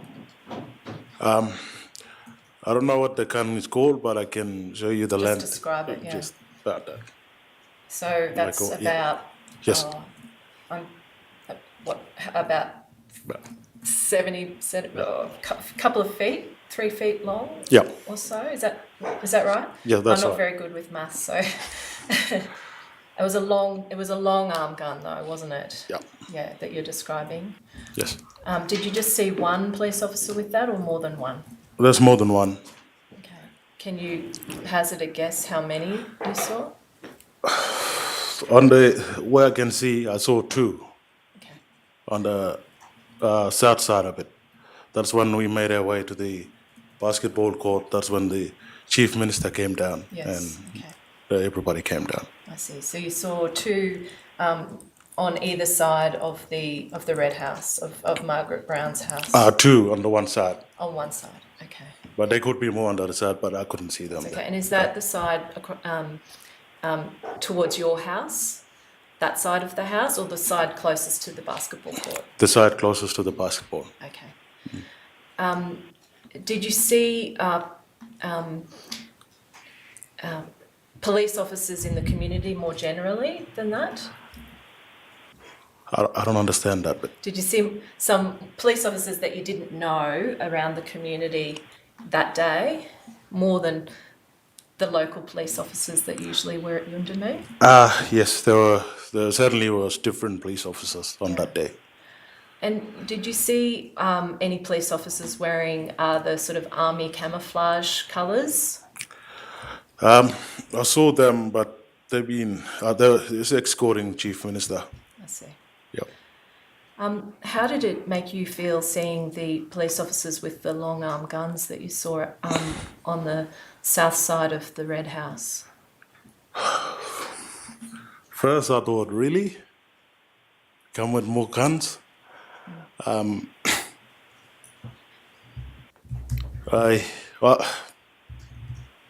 I knew that there was going to be investigation, but yeah, it just made me feel like, yeah, you're going to come back with again with the gun and do this. So you're pretty unhappy about it? Yes. Yeah. Did it make you feel angry as well? Yes, made me feel angry. But I knew that they were doing their job, investigating. You spoke about the impact that these events had, particularly on the elders in the community, given their memories. You remember that? You've told us already today. I'm wondering if you had the opportunity, given you're at the school, to see the impact that these events have had on the kids at school, and what impact you've seen. I apologize. Could you repeat that again? Yeah, I'm just wondering, you've told us about this having a real impact on elders because of their memories of the Coniston massacre and this happening again. I was just going to ask you whether in your role at the school and the things that you've been working with kids, have you seen an impact on the younger people in the community, the kids in the community?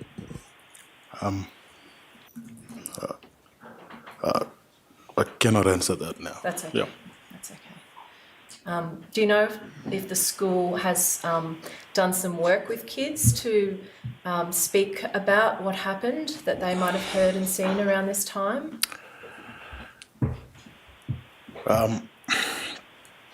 At that time, after 2020, yes, a bit at the school, but not much since that.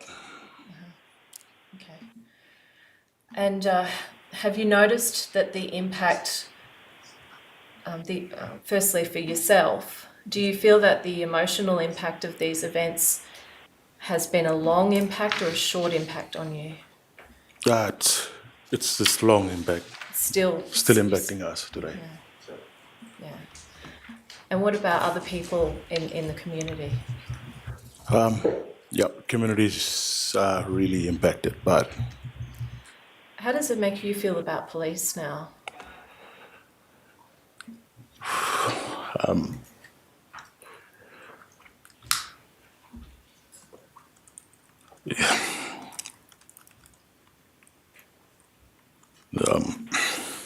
just a tough question. It is, I'm sorry. I understand the police within their system that they need to be there in the community.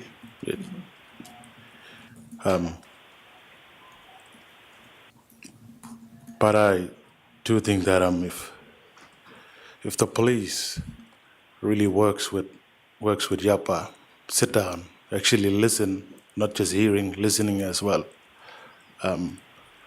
Sit down together and work it out. I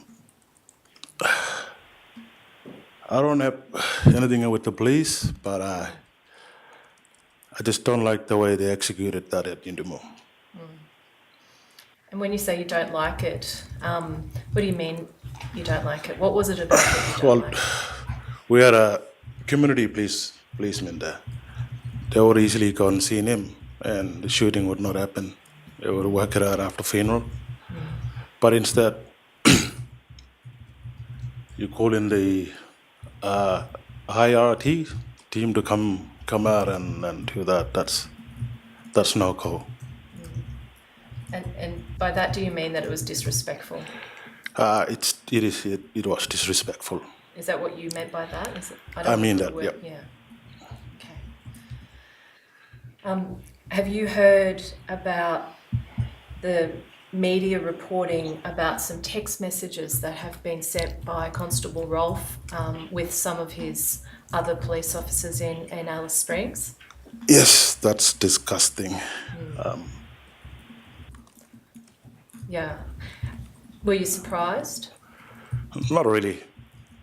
Well, growing up in Alice Springs in Yindumu, in the Northern Territory, you pump in the races nearly daily if you're Aboriginal. Yeah.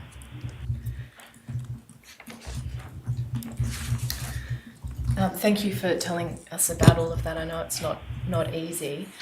Just a couple of questions about things you were speaking to Julian McMahon about. You were talking about some new renovations in the community.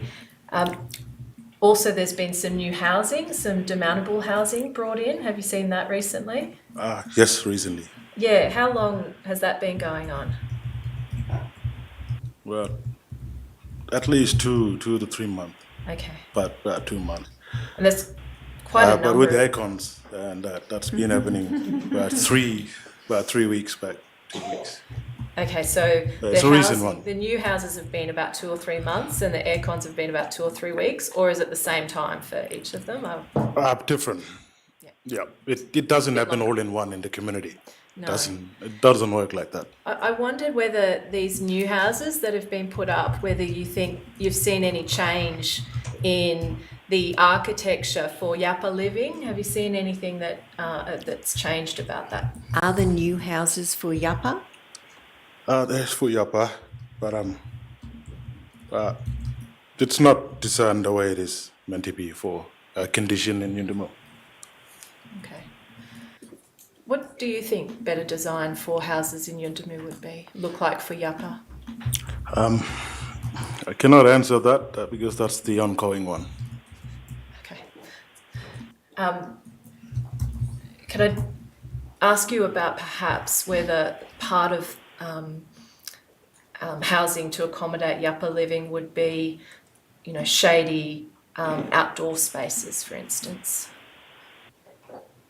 Would you agree or not? Like what I said, for our design, it's still ongoing. Okay. Thank you, Yona.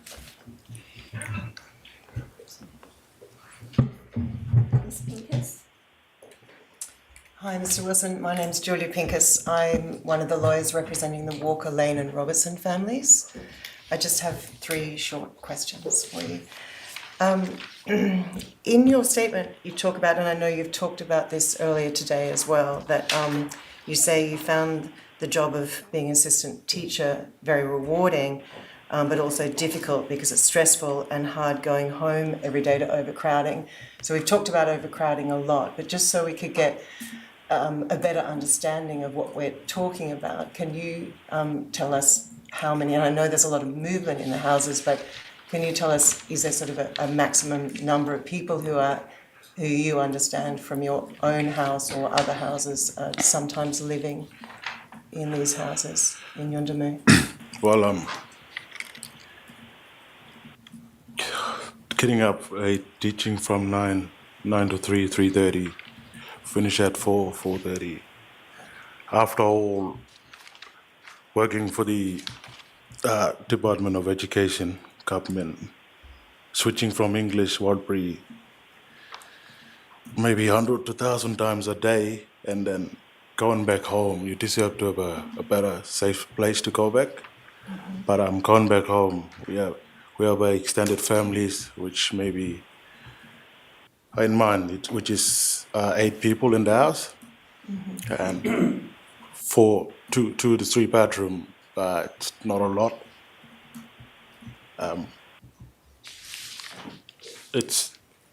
Teaching itself, it's stressful job, and you deserve a better day, a rest day at the end. Mm-hmm. Housing doesn't really have that space. Mm-hmm. And when you're, are you talking sort of 2-bedroom or 3-bedroom houses, or 3-bedroom houses? 3-bedroom houses, okay. And do you have any feel for any of the other houses and how many people might be living there at any one time? Well, speaking from my experience, going out to try pick up some students at their houses, there is at least 9 or 11 people in the houses, and kids most of the time don't want to come because of still waiting for the shower to be used. Right. Yeah. I understand. Okay. Another thing from your statement is you talk about how you do not want war veterans working as police officers in Yundamu. Are you able to elaborate on why you say that? Definitely, yeah. we don't want war veterans to come work in Yundamu or perhaps not the upper communities. Because of the, I'm not sure how to say this, PTS that the veterans have when they come back. PTSD. PTSD, yeah. And actually, this is twice it happened. A member from the army working with the police. It happened in 1928 with the Coniston, with Constable Murray, an ex-Calibri soldier, and now with Sakura Rolf, ex-Afghanistan soldier. We pretty much don't want any army mob working in the police in Yundamu. And finally, did you know Kumanjayi Walker at all? Had you had much experience or interactions with him? At school, I taught him a few times. He was he was a smart young man. Okay. Yes. Anything else you can tell us about his character? Smart, friendly, talk and jokes too much. But How old was he when you were teaching him? 15, 16. And when he was about 14. So it's not always there in Yundamu, but every now and then when he came to Yundamu, he used to come to school there. Okay. Thanks very much. No further questions. Mr. Espy?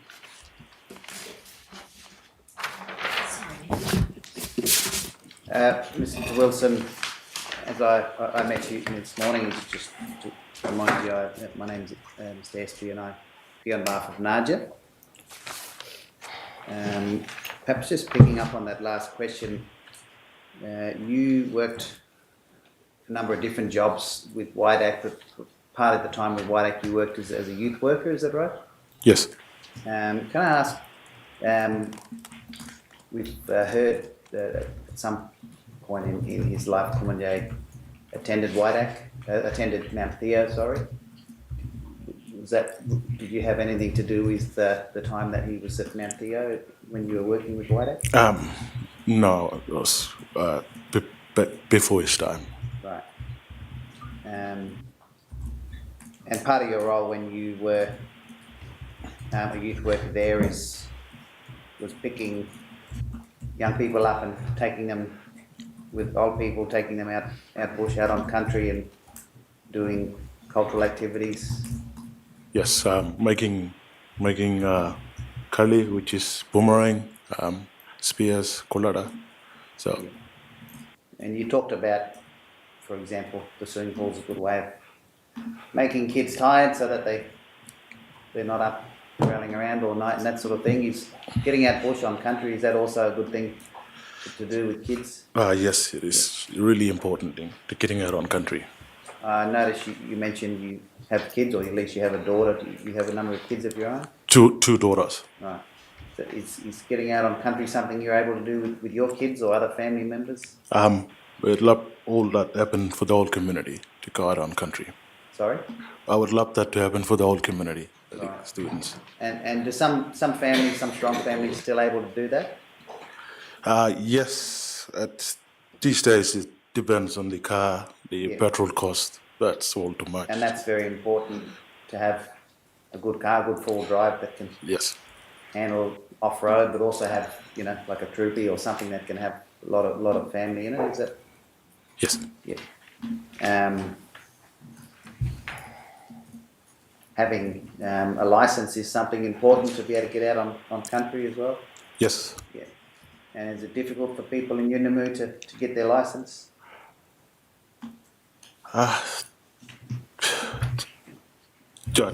It is difficult. Yeah. So there's not a lot of people with licenses, is that right? Not a lot really. Yeah. And if you are someone with a license and with a good car, there's a lot of pressure. A lot of family want you to take them out or drive them to town, that sort of thing. Is that a bit of pressure for people with licences and cars? That is the pressure, yeah. Yeah. Is there a bus from Yuendamu to Alice Springs? Yes, it's push bus service. How often does the bush bus go? Every Thursdays and Sunday goes to Yundamo, stays overnight at Nirbi, comes back on Monday. So if you go on the bush bus, you need to stay in Alice for a few days before you can catch the bus back again? Correct. You also talked earlier about the importance of having guns for hunting, for going out and doing things like hunting.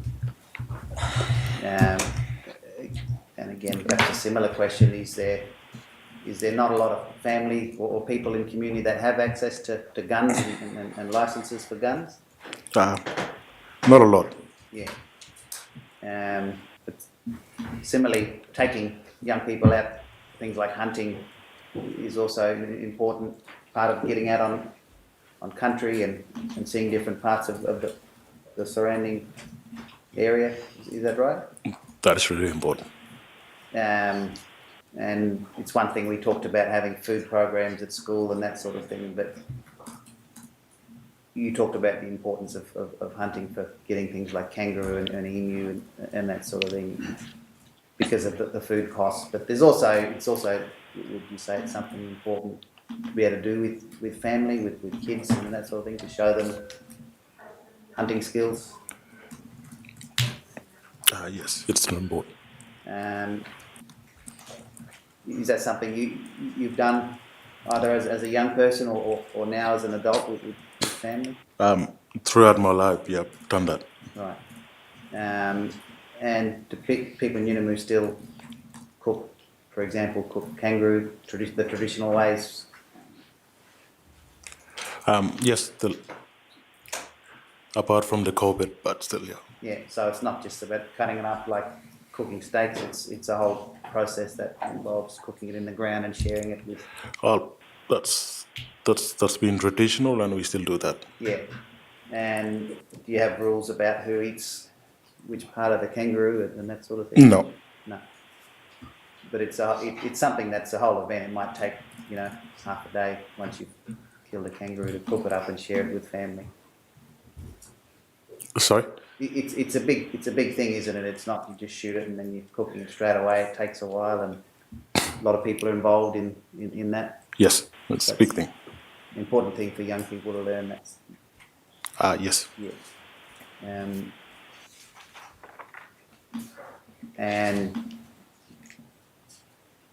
we talked briefly about training and education when I spoke to you this morning, but having ways that are easy for people to get their driver's license or a shooter's license, that would be better for the whole community, wouldn't it? If more people had things like driver's licenses and cars to be able to... Yes, that would be better. Those sort of activities, yeah. When you go out with the kids from school, does the school provide the car? Yes. And how often are the kids taken out? This recently, the kids been going out at least daily. Because of this process and a Coronial inquiry. But before then, yes, we had a regular trip out bush.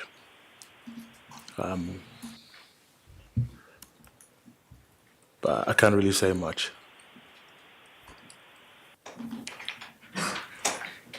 So it would be helpful if there was more than one vehicle, like a lot of opportunity for different people to do those sort of activities. Yes.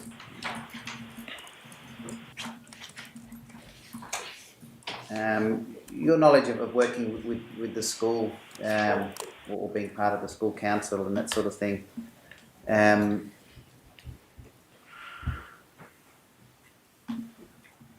is there a certain age when maybe it's harder to get older kids at school, or do you have an idea of when teenagers are sort of leaving school or giving up coming to school? Roughly about when they're 15, 16, but I can only speak about the senior fellas class that I've taught. After the ceremony initiation, the young men, it's all on them. Like they still come to school, or some just decide not to. No. And part of that is because they've become a young man, and it perhaps doesn't feel right for them to be at school with younger children. That's part of it. Yeah. Yeah. And are there any training opportunities for young men that don't involve attending the school?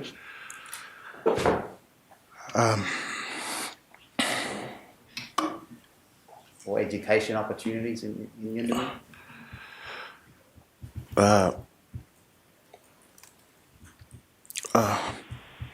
I need to get back to this later. Yeah, right. Yourself, we talked briefly outside about you going to spending a year in Sydney University. Hang on. Sorry? You talked about going and studying interstate. You studied pre-law and then you did a year of studying law, is that right? Yes, that's right. That was something you said, I think it was a culture shock. It was a very different life from Yuendamu to moving to a big city. Yes. Right. Was there any programs back then that supported you to do that? There was this Nura Kelly, is it called, from the Corey mob organized that. But there was not much support from this end, Yuendamu. And was there anyone else from Yuendamu that went and studied with you, or you really were on your own? On my own. Right. Were there any other Warlpiri people when you were studying? No. No. Anyone else from Central Australia that was at the uni that you knew? Not in the same uni.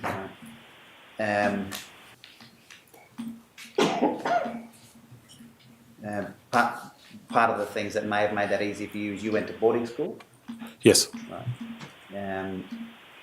And just going back to, you talked about young fellas aged about 15. Are there still some young men that are attending boarding school either here in Alice Springs or elsewhere? Oh, there's still, some. Yeah. And they're getting through school as far as you know, it's still... Yes, some of our students are in Cairns at the moment, Jerrigan College. Right. And is that a college that Yes. the community has a connection to, is it? Yes. Right. So that's something that helps, is when there's somewhere to go interstate, that the community has some sort of connection to a school or a college or a university.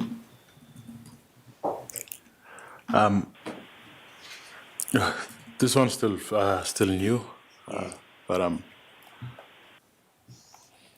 still we're not sure about that. It's only been a few years, has it? Is that right?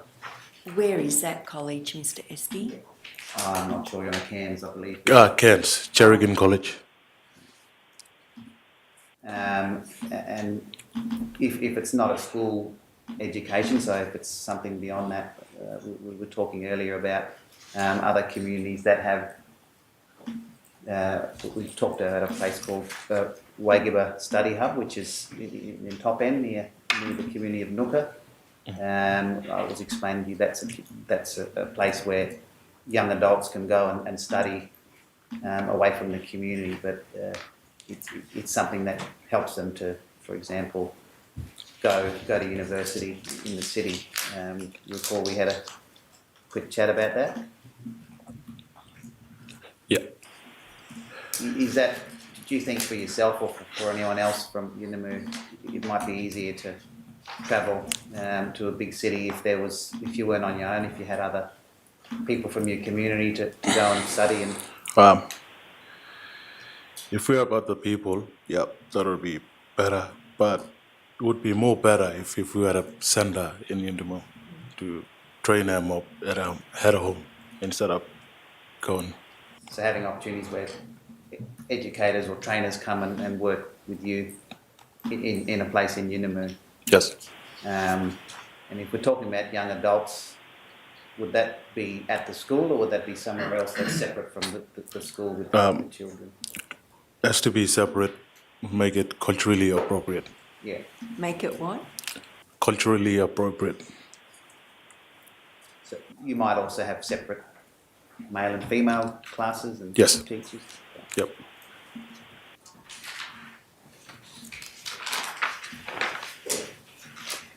So the school is not culturally appropriate?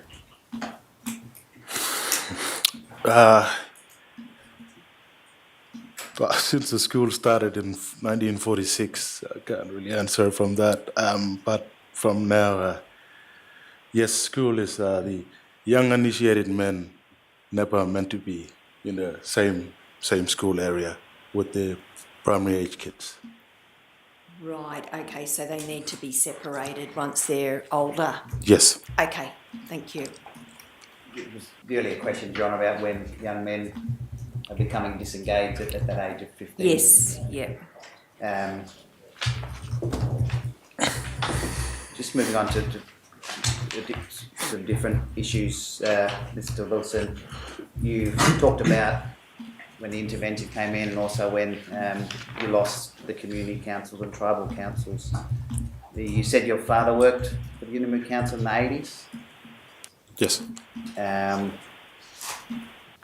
And there was a lot of changes after that. Other than the community control,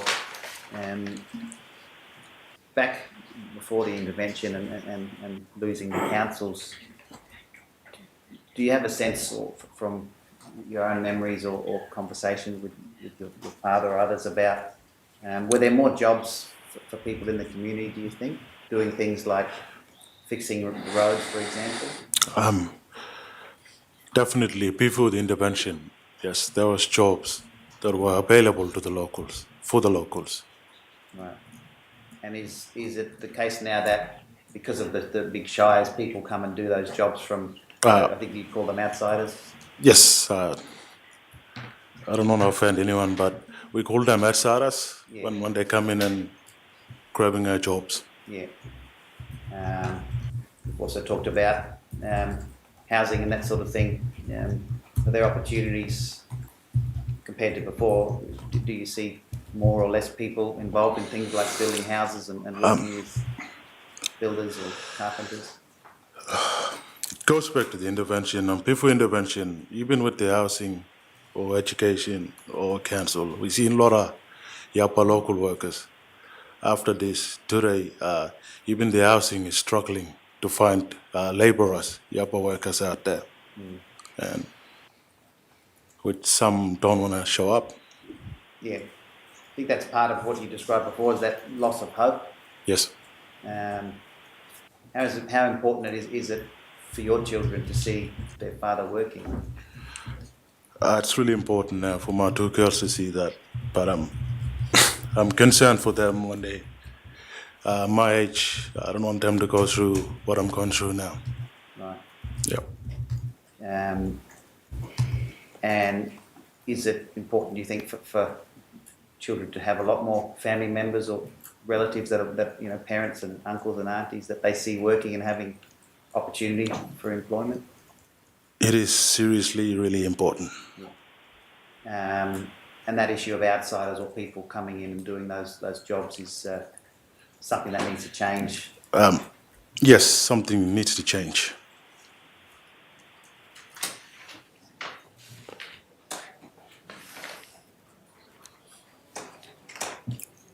Just another thing I wanted to ask you about, going back to your involvement with WIDAC.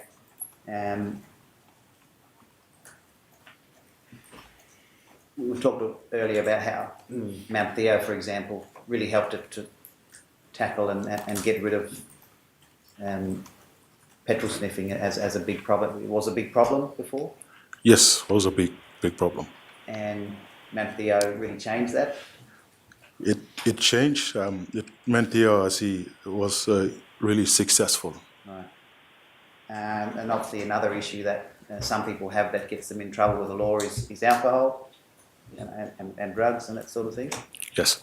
Do you think Whiteack or Mount Theo, do you think there's opportunity for more programs in the community to help people with those sort of problems with alcohol?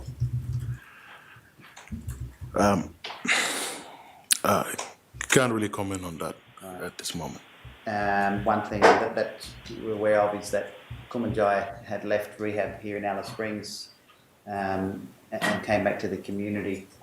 Do you think it would help people like in the future to be able to do those sort of programs if the court told them to go to rehab? Do you think it would be easier for people if they could have rehab programs in Yundamu? At all, yeah. It will help if we have it at all in the moment. And you have some experience of working with young people, for example, because you've worked at the school and you're a youth worker, but do you think people would finish those programs, or would it be easier for them to finish those programs if they were closer to home and to family? Yes.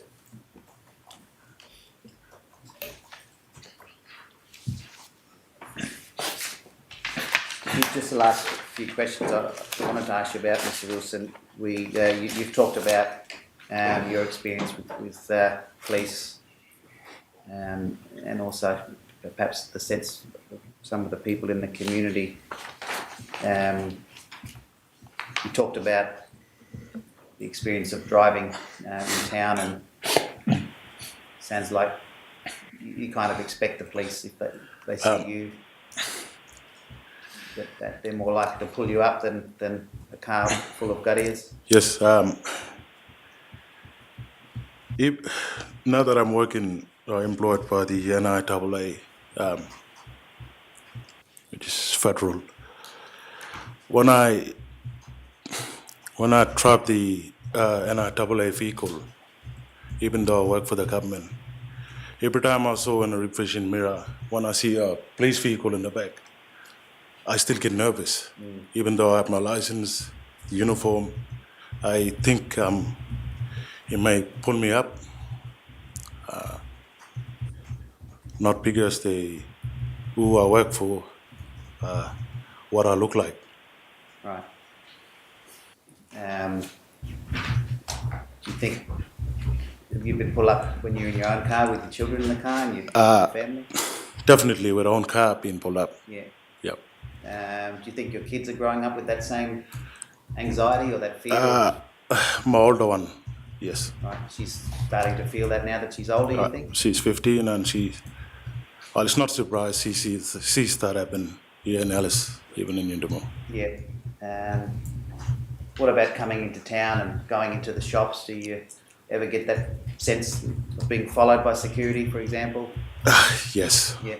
Yes. And you know that's the color of our skin. Colour? Yeah.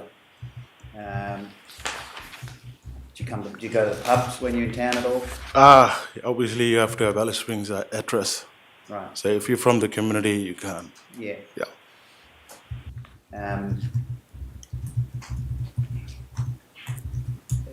And obviously, you're well aware of that's what people describe as racism. When it's a feeling that you get from the police, it's a bit scarier, isn't it? Because of the powers that police have.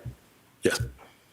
And I think you described what you've heard about the text messages, the racist text messages that we've heard in this inquest as disgusting. Did that surprise you that police had that sort of thing on their phone? Didn't surprise me. How do you think that affects the way you describe police being there to serve and protect?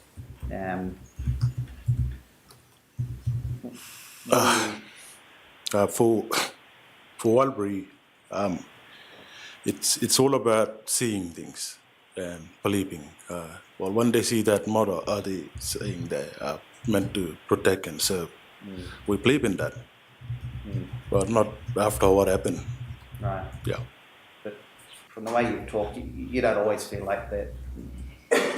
As an Aboriginal person, you're getting that same feeling of the police serving you. As a Yapa Aboriginal person, I don't know if the police is there for us.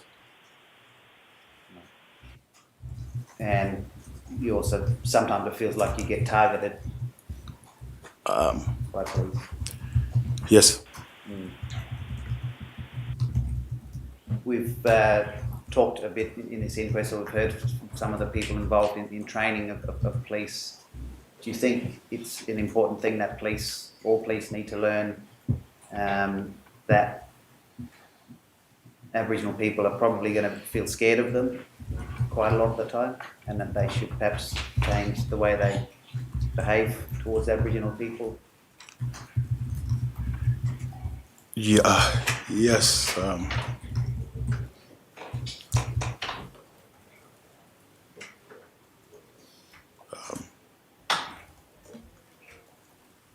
And perhaps just one more thing to ask you about.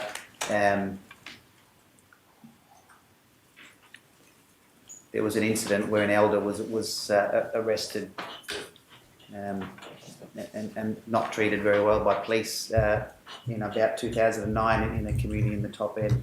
The community developed something called a mutual respect agreement. So it was an agreement between the community and the police about how they would respect the community better. Do you think that's something that might help in Yuendamu after everything that the community's been through?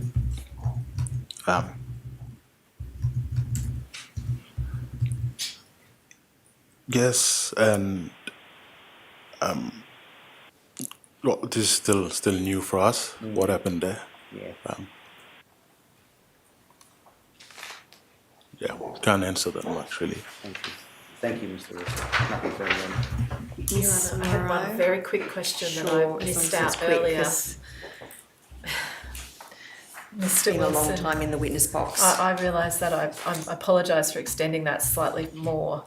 Just one question. In the days after Kumanjayi passed, did you see or hear about police pulling over vehicles driving out from Yuendamu to Alice to search them?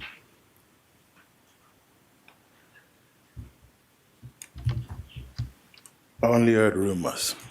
You only heard rumours. Okay. Thank you, Your Honour. Dr. Freckleton? Thank you, Anna. Mr. Wilson, my name is Ian Freckleton. I appear for the Northern Territory Police Force. Thank you for giving evidence to the court today. I've just got a few questions for you. You've got two daughters, I think you said. Yes. The older one, 15. Oldest one, 15. Yeah.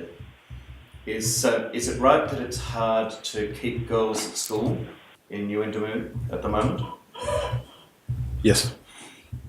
What makes that difficult, do you think? I don't understand. What are the factors what are the things that result in girls leaving school early? Which school? The Yuendamu school. Yuendamu school.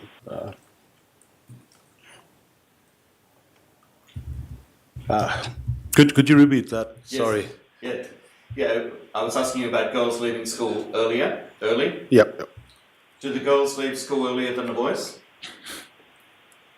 I don't understand that bit. Why girls have to leave earlier? Yeah, I was asking you why. Do girls leave school at a younger age than boys? Not really. It's both same time. Yeah.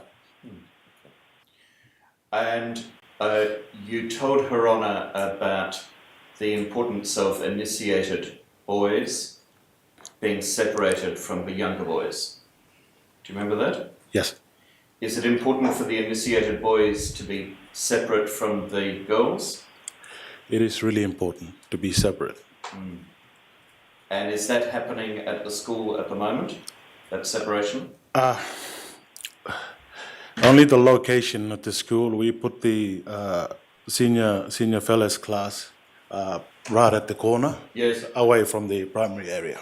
Yes. But the old yard is still the same, Yes. all in one ground. You told Her Honour too about how important it is to get young people out into country, and you talked about boys going hunting and those sorts of things. Is it important for the girls to get into country too? It is really important for girls to get in the country. What do the girls do when they go out into country? Obviously, I cannot answer that for the girls because I'm an initiated man, so I can't talk about the girls. Yes. Yep. Have your girls got out into country? Yes, with their aunties. Yep. Okay. You told Her Honour too about there being guns in community and that they're used for hunting and so on. Yes? Yes. If you were to give Her Honour an idea, just roughly, of how many guns there are in New Indamu, would it be more than 50? I cannot answer that without seeing. Not more than 50. Just a little bit less? I'm just trying to get some kind of an idea for Her Honour. I'd say more than 15. More than 15, but less than 50. Less than 20. Less than 30. Less than 30. Got it. Thank you very much, sir. You were asked by Mr. Espy a moment ago about mutual respect agreements. Do you have any ideas about what you would like to see in a mutual respect agreement in New Indamu? Do you At know this what, moment, first of all, do you know what they are? Have you heard about them before? Actually, I don't. I was going to ask him that question. All right, thank you. Her Honour has heard from you about hard issues in New Indamu in terms of income and the price of food and so on. There's a gold mine called Granites about 250 kilometres out of town on Warlpiri land, isn't there? Yes. And that results in some payments to Warlpiri people, doesn't it? Some. I've got something here from the Central Land Council which talks about payments for things like the Uendamu swimming pool. Does money come to individual families, or is it just for projects and entities like the museum and the pool? I only know a little about this. It goes to the organizations as well, Right. and to the family members as well, but not the old Indamu residents. No. Not the old ones. Not the as a whole. I see. Just some. Just some that are Yes. within 10 to 20 kilometers out of Greenwich Gold Mine. I see. But traditional owners? Traditional owners, yes. And so does that money feed into the people who live in Uendamu? It's distributed people who live in Indamu, Wilara, Nyirpi, Lajamanwa as well. Okay. And is that done through a body called the Granites Mine Affected Area Aboriginal Corporation? Yes, GMAC. Okay, thank you. Does GMAC give money for a variety of community projects in Uendamu? Yes, but not a lot. Okay. They say, or at least the Central Land Council says, that GMAC has given more than $64 million over the last 13 or so years to lots of projects. Do you see that in Uendamu? I would have seen Indamu different by now with that much amount. Yes. It's still the same. They say that they give money to the Uendamu Men's Museum Development. Do you know anything about that? I didn't know anything about that. Okay. What about the swimming pool? Does money flow from GMAC to the swimming pool? I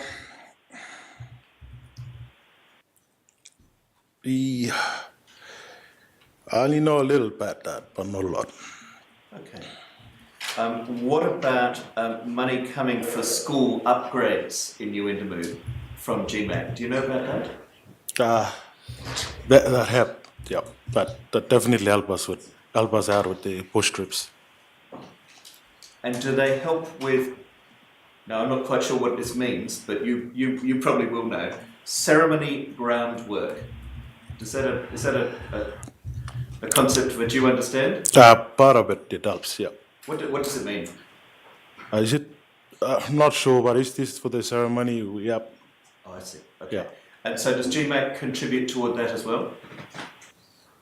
A little, yeah. And I won't ask you about the other activities that they say they help with, but how does GMAC work with the Uendamu community? Do they talk to the elders, or how does it function? I didn't really experience it around that area, so I don't know much about GMAC. All right. Well, thank you for answering the questions anyway. I just want to ask you as a last topic. You're almost free to go. All right. I just want to ask you about that awful night in 2019. You said that you went and joined the people outside the police station for, I think you said, about an hour. Is that about right? Yes. Roughly what time of the night were you there? Can you say? Like what I said, the time didn't count at that time. It was chaotic. It just everything was happening. Yes. Didn't bother to look at my time or just. That's fine. Yeah. At any rate, it was before you heard aeroplanes. Well before that. Yeah. Well before that. Okay. And you even said, I think, that it was. You said it was a war zone and chaotic, and there was shouting. Is that right? Yes. And people were angry? Shocked. Yes. Some were angry, some were frustrated, yeah. Yes. So there was quite a bit of noise coming from what people were saying? A bit, yeah. Did you see people with weapons? No. Did you see people throwing stones? Rocks? No.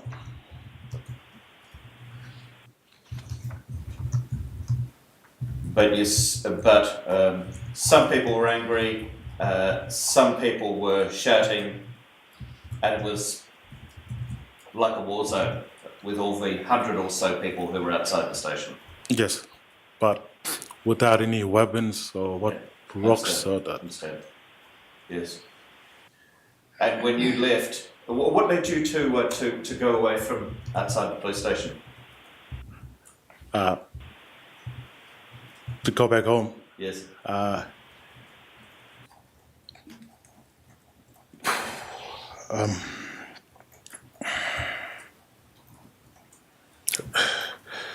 really wanted to find out from home instead of from when the group was. Again, it was chaotic then. Right? Yeah. Yeah. Yes. And were your daughters at home? Yes. So you wanted to go and make sure they were all right? Yeah, that's one of them. The other one was to try to find out from home what's going on in the police station. Yes. And what did you think was going to happen at the police station when you left? I thought there was going to be an officer coming out and letting the people know what's going on. Yes. That's what I thought was going to happen. Did you think there could be trouble there? No trouble. Why do you say that? Why I say that we just finished funeral on that day. Yes. Fella got shot, Kumanjayi, and there was no time for trouble after grieving. No time for trouble after Grieving. grieving. After the funeral. Yeah. but was the mood of a war zone and chaos pretty much the same during that time when you were outside the station? I meant war zone and chaotic is not by trying to charge into the police station. It's by the disbelief the community had, the shock, the frustration. That's why there was yelling and that. Not towards the police, yeah. Sorry? Not toward the police. Not toward the police. Otherwise the police station would have been burned. Nothing happened. Okay, thank you very much. We proved it right. Yeah.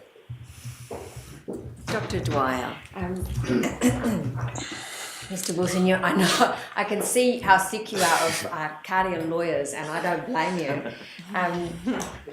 I don't have many questions for you. It's so interesting to hear from you for lots of reasons, but because you were a young fella in Yuendamu growing up, as counsel assisting the coroner, it's really interesting, I think, to hear what happened for you when you were a young fella compared to what's going on for the kids now. Can I ask you about then and now? When you were at school, primary school in Yuendamu, there was two-way learning, Walpuri and English. Is that right? Yes. And compared to now, is that better or worse?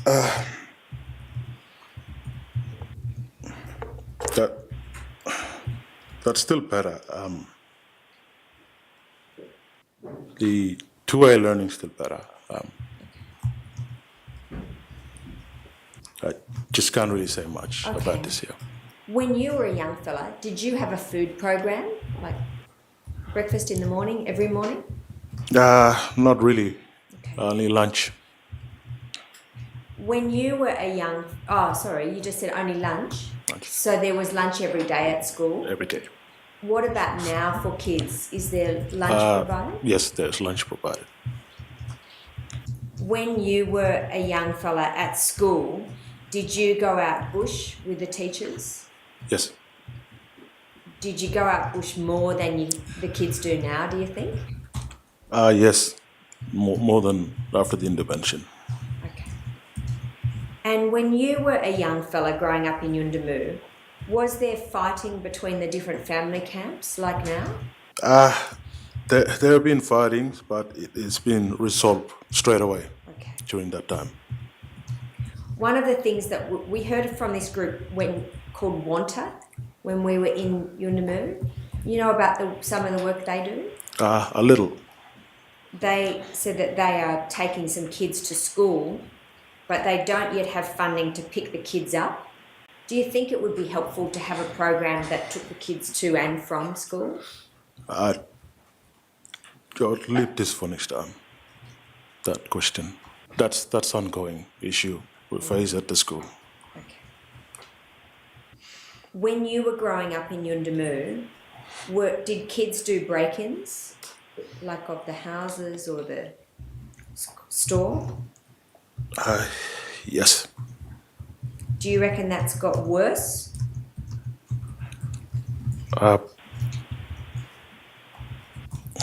As of for last year, the year before, the break-ins increase got worse. So just questions now about housing, and then I'm finished. When you were a young fella, were there more people living in houses, or is that got worse? It was more back then when I was young, and it's got worse today. Okay.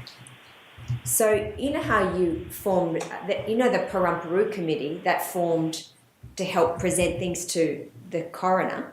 Yes. When we're looking at housing and how to design houses, do you think it would be helpful for the government to listen to Paramparu committee or something like that was formed? It would be really helpful if they listen to Paramparu committee. Thank you, Your Honour. Those are my questions. Thank you very much. Sorry that we kept you here so long and there were so many questions, but we very much benefited from hearing from you and learning a little bit more about the difficulties that confront community growing up in Yuendamu and living in Yuendamu. So thanks for explaining that to us. Yes. I'm just about to. We've got one more witness to call, but I wonder if we could just have a 2-minute break. I'm sorry to be Sure. inconveniencing. So just for scheduling, you've got one more We've got Miss Categorinja who's sitting in court. witness. Is it Miss Categorinja, the lady with the scarf? Yes. Great, thank you. And we'll be going with an interpreter with Miss Categorinja. Okay. And then this afternoon? We've got Dr. Quilty, Your Honour. Dr. Quilty's in court today. Yes. And are there time constraints in relation to finishing with Dr. Quilty today? There are, Your Honour. We'll have to finish with Dr. Quilty today. Today, but I'm just wondering, any particular time? Would Your Honour excuse my back? Your Honour, I can also say that Miss Categorinja is more singular. We're focusing on night patrol. Oh, okay, So all right. I don't expect her to take as long as Mr. Wilson.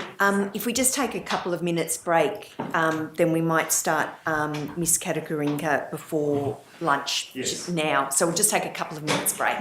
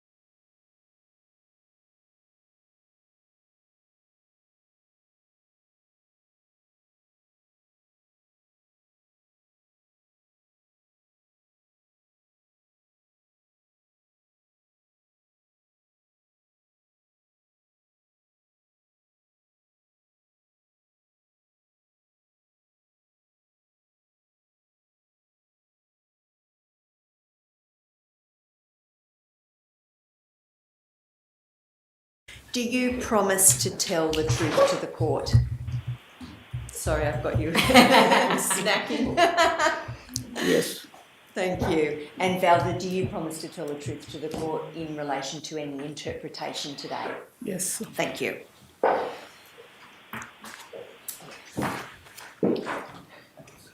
Ms. Katacarinda, your name, your full name is Elizabeth Katacarinda, is that right? Yes.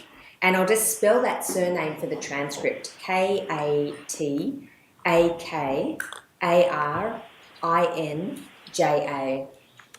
And you've provided a statement to help the coroner in relation to understanding the issues about Kumanjayi passing.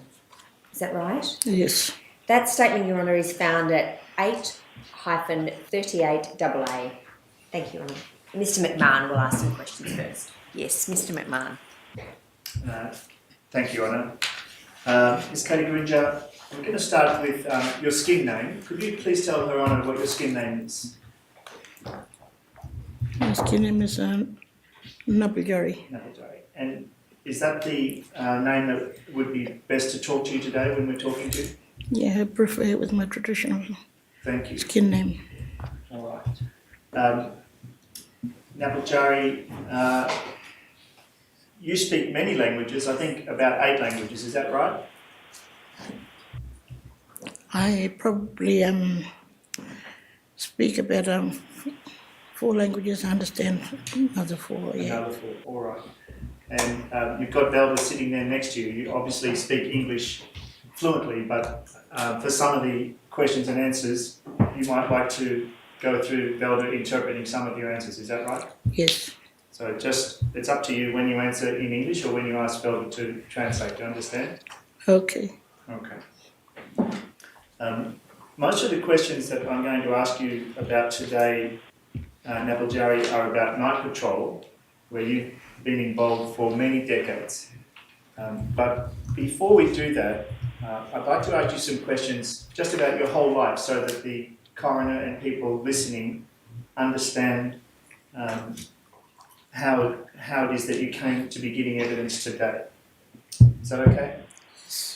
Okay, so can you just tell Her Honour where you grew up and where you got educated at primary and secondary school? I'm originally from Hermannsburg. I've been to school. I grew up, and my birthplace is Hermannsburg. I grew up at Hermannsburg and been to school in the mission days. Yeah. And you went to primary school in Hermannsburg? Yeah, I've been And then you to school and Is that the mission school that's still there that you can, it's not operating now, but you can visit it? mission school is still there, but it's probably different now. It's because some kids going to school until they're 12-year-old now. Yeah, year 12, sorry. And did you do your secondary school there as well, Nabiljari, in Hermannsburg? No, I only just went to school until till grade 6, and from there I've been to Urara College In Alice Springs? in Alice Springs. Okay. And you've still got some family living in Hermannsburg now, don't you? Most of my family lives there. Okay. And when you finished your education at school, you went on to do more education and then to work in childcare, is that right? Yeah, I went to do some bachelor studies in those times for early childhood in our education. And did the study that you did there, that was in childcare? Yes, and in school. You went back to Hermannsburg and did that kind of work? Yes, it started from Hermannsburg anyway. And then in I think it was 1999, but correct me if I'm wrong, about 1999 did you move over to Yuendamu? Yes, I did. And that was with your partner Simon Fisher? Yes. Who and you still live in Yuendamu today, sometimes, and sometimes in Alice Springs, is that Yes, right? And sometimes in Hermannsburg. yes. I'll be going back to Emmersburg after this. And in fact, Simon Fisher, he wrote his master's thesis with Dr. Lisa Watts on Piccoli water rights and human rights, is that right? Yes, I'm just asking that question on it because we might come back to that document later in the inquest.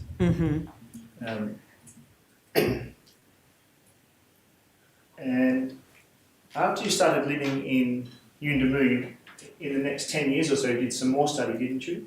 I was still studying early childhood study and business management. When we were getting organised for court one day, I told you about what a quiet voice you have. And remember what I said about court? So we're going to try and get you to speak up a bit in court, okay? Yeah. So in about 2008, you did some further study in media studies, is that right? Media and also business management course. So after your media, you went on and did business management, is that? Yes, same time. And was that at Charles Darwin University or a bachelor? Bachelor. Yeah, okay. And is that out here at Alice Springs at the bachelor site here or somewhere else? Yes, and in Darwin. Ah, both, okay. So most of the questions I'm going to ask you about are about Yuendamu and Night Patrol, but even when you were still a young woman living in Hermannsburg, were you on the council, were you involved in the local council at Hermannsburg? Yes. During the 1990s? In 1986.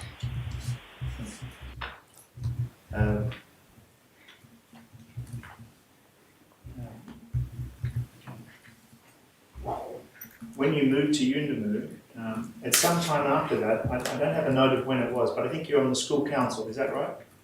Yes. And were you chair of the school council at some stage? I was a chairperson. And can you just tell her on what year that was? I was a chairperson since 2008 in Yuendamu School. All right. And you know, Napajari, that the reason that we're asking you questions, we're going to ask you questions about life in Yuendamu, especially with Night Patrol, is to help us make submissions and help her on a write about how to prevent shooting deaths in the future in Yuendamu. So there's no deaths like that in the future. You understand that's Yes, very well. what all the questions are about.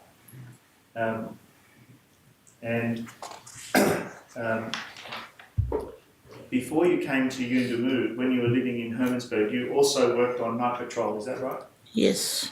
And you would work, during the day you were working in childcare, and then at night you would work on Night Patrol? Yes. Do you remember the first year that you ever started working Night Patrol? I've got a note saying 1991, but is that right? Or when did you start roughly on Night Patrol? I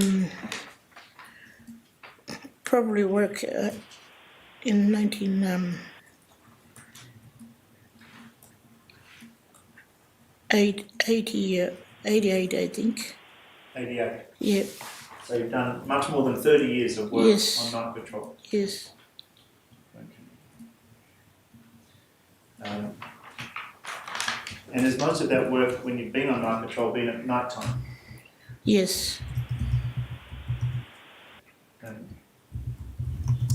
Would you just be able to, we all know something about Night Patrol, but could you just give a bit of a summary of what it means to talk about Night Patrol? Like if you were talking to someone who'd never heard of it and they said, well, what's Night Patrol? What would you say? Night patrol is like we look after young and old people, especially young people that used to sniff petrols. We used to like look after the young people and take them back home for the safety. And we used to take the petrol off them a lot of times because the petrol was so bad for them. We used to take them back home, and the nurses used to help us. So just to give them something that is good for their health, and we always also stop the grog runners coming into the community, bringing grog, and also domestic violence. So that's a lot of different issues. In the last few months, one of your knees is actually causing you a lot of pain, is that right? And you haven't been able to do night patrol for a few months? Yes. Probably that was 5 months I didn't The work. last 5 months? But before that, for more than 30 years, you've been doing night patrol? Yeah, I was doing a lot of work. Okay.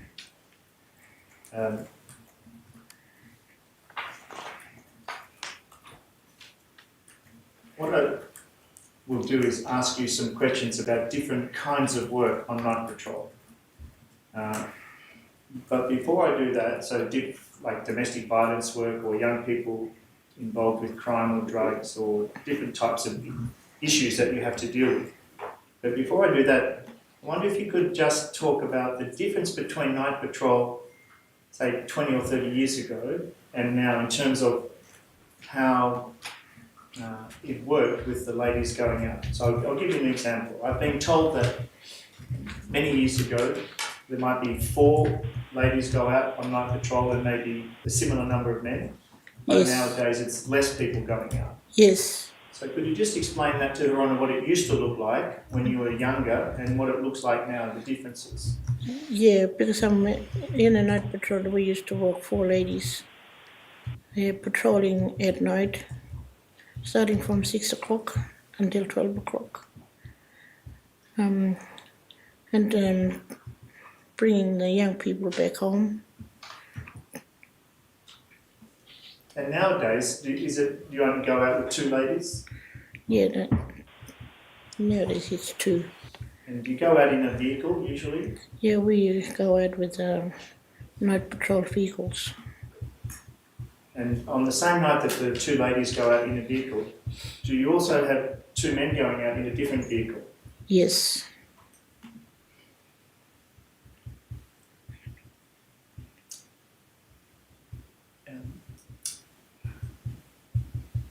One of the ideas that I'd like you to talk about with Her Honour is the idea of mediation and working with mediators on some of the problems that you face with. So just to start with an example, for instance, of a domestic violence situation, you might know from just talking in the community that in a particular house there's a problem with domestic violence. Someone might ask you to go to that house. And when the ladies turn up, what sort of things do you do when you arrive? When there's domestic violence with maybe husband and wife, we always ring up for men to come and help as well, because they can solve the problem with men, and we can solve the problem with the women. So we take them apart from each other to maybe women's centre or to stay with family members from other side from their homes.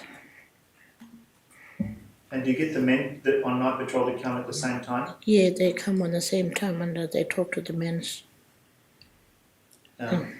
So in a situation like that, when you've been talking to me, you've also been mentioning that you might get mediation or people involved in mediation to come and help. Can you just explain how that would work? Sometimes mediation comes after, because we always have solved the family members, bringing family members and the husband and wife and the elders together, and with the mediation, we solved that problem to just to stay away from each other. So the members, elders have to know about it, and the mediation solved the problem with the family members as well. So that involves a lot of talking and communication, doesn't it? Yes, it do. And it can involve a lot of time. Yeah.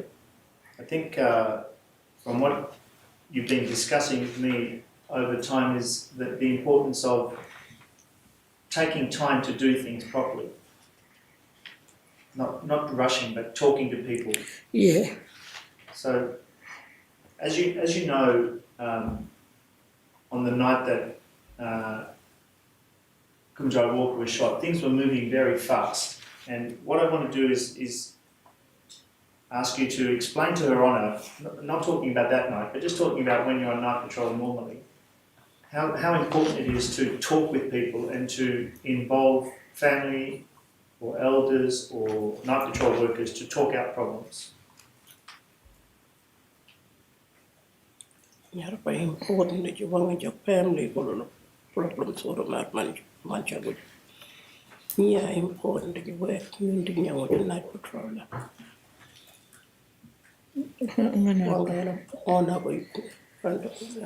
We talk to the main family members.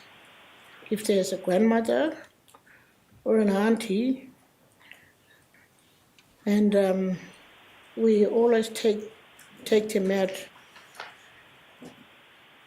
because when they're in another area, we take that lady to the family members and their grandmother to stay with the family members, and we talk to them, because we always doesn't just solve the problem in one place. We take family members and talk, or else we always other way around. We just go pick the family members, and they come and solve the problem. Then take the young family that fights, take them away and stay with them to the other side. Because if something happened at the center, they take into the west side, or maybe east, south, north, where their family lives. Is there a safe house? Yes, there is a safe house, but sometimes there's also, like, we have a problem with nobody's working on the time at night, and we just get the family members, and sometimes family members always stays with them at the safe house anyway, in a lot of times. Sometimes I feel it's a bit unfair that the lady always has to go away to either the safe house or family. Is there any possibility of there being a place for the man to go to? And would that be safe, or would he maybe just go straight back into the trouble? There's always be older people, like elders, just talking to the men anyway, all the time. They take them out, because there used to be a men's centre there, but night patrol managers using it. They have a place there for men to stay and to activity in that area. So do the men get taken to the men's centre? Sometimes they always be there when there's, maybe in the morning there's activity. Oh, okay. Yeah. So that's something they can do during the day, but it's not like a safe house where they can sleep at night time. Sometimes the police always take them when they're really aggressive, that's all. Because in the first entry for the police, we go first. Police comes after. Because we see what's happening with the families arguing or fighting, so we can solve the problem there. And sometimes, if it's the second time, family members always ring the police. Right. And you said the safe house. There's a safe house for the ladies, Yeah, but is it always open or not always? It's there's a person there is working, but it's always open in the daytimes. But the night times, we always look for the ladies that is working there and take the ladies to the person that is working, because we go around finding them as well. Right.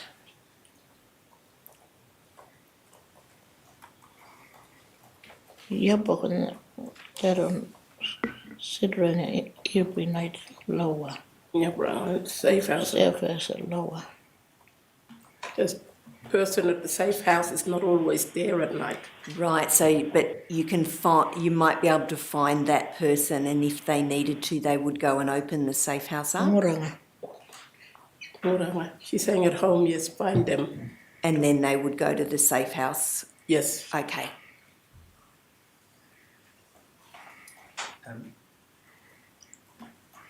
One of the things that you've told me is that the work for night patrol doesn't just stop between 6 and 12 o'clock, but sometimes the next day you have to keep talking to the people who have been caught up in, let's say, domestic violence, and you might have the mediator come and keep talking to people.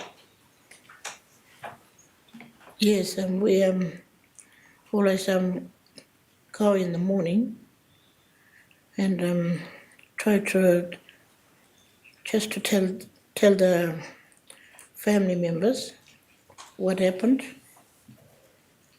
and because sometimes they, because of from the big argument they always start, we have to tell the truth of what happened in that night. So parents or maybe family members, elders can help their own too with the family there.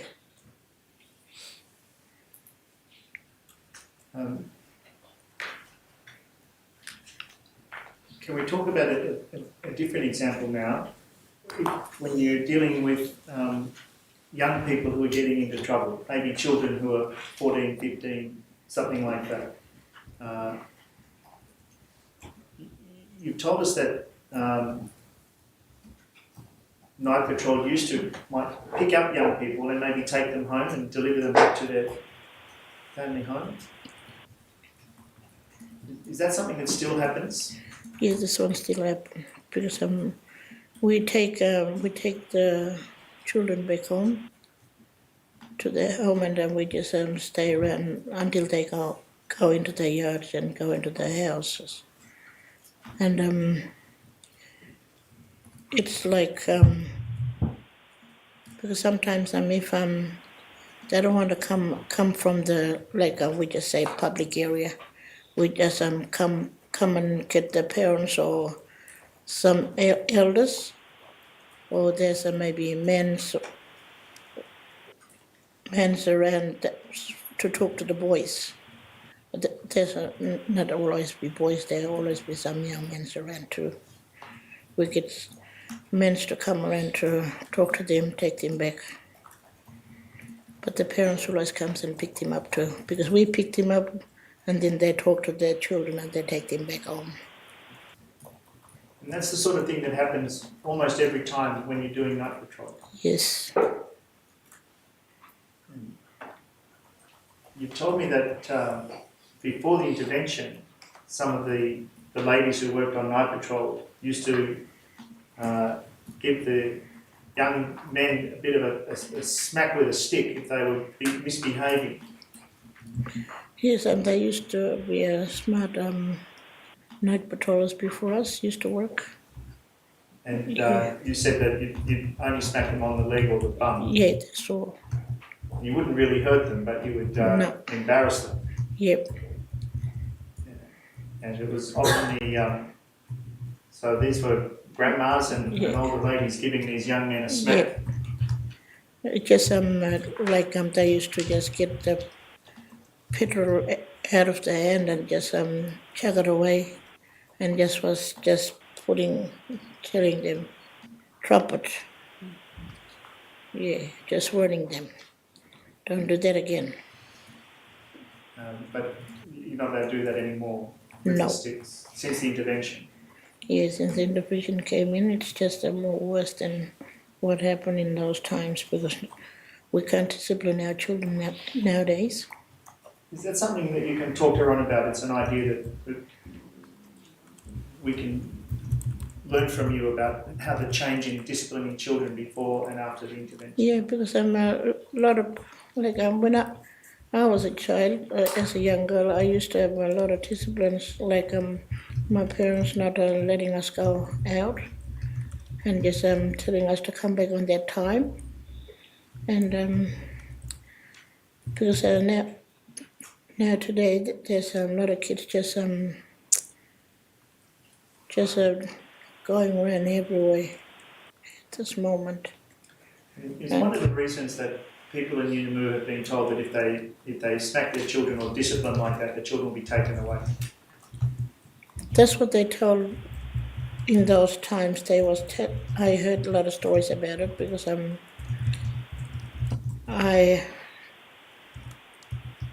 they don't want their children to be taken away, because some children have to stay at home in the community, homeland, with the culture and with the language. They don't want their children to go out from the community. We know that they can go to learn English, but they can still learn English in the school here in our Yundamus community.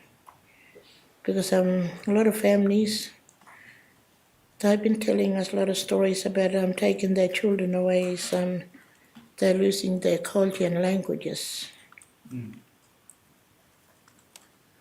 Has there been any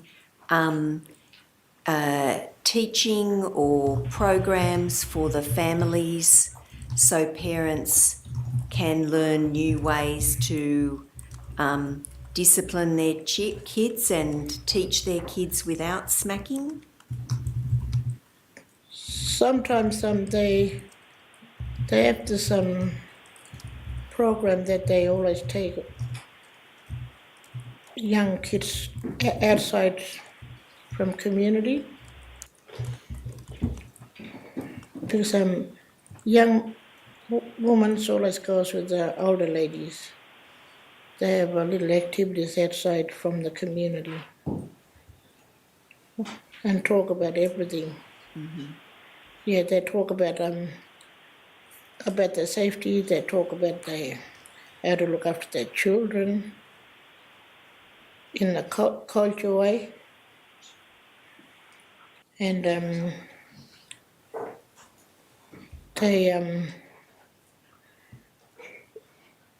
because of the elders, they have their own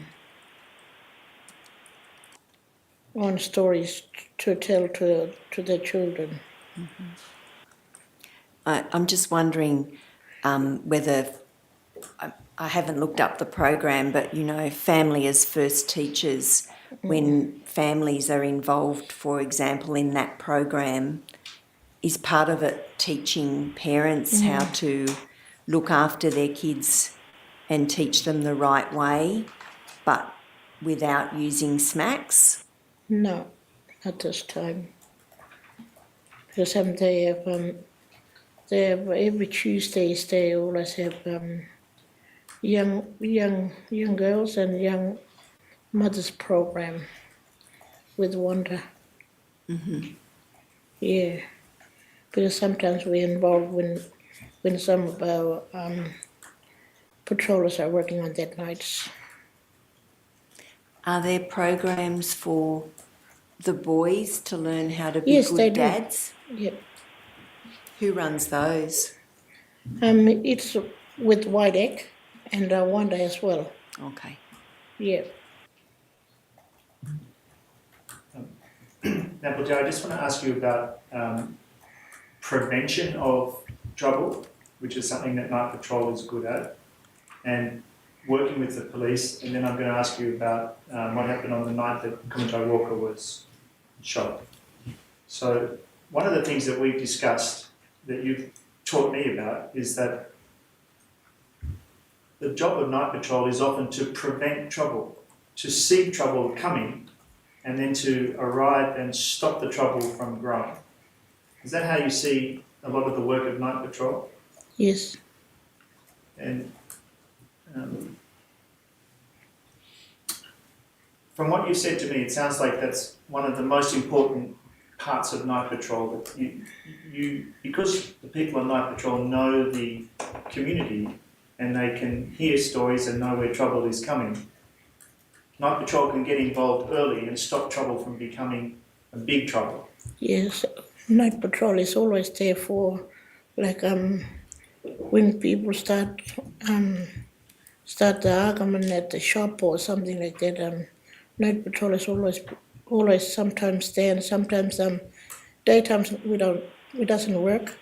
That's the reason they have problem. Night Patrol is not there to stop them, because we only work at night, not daytime. Daytimes they fight a lot.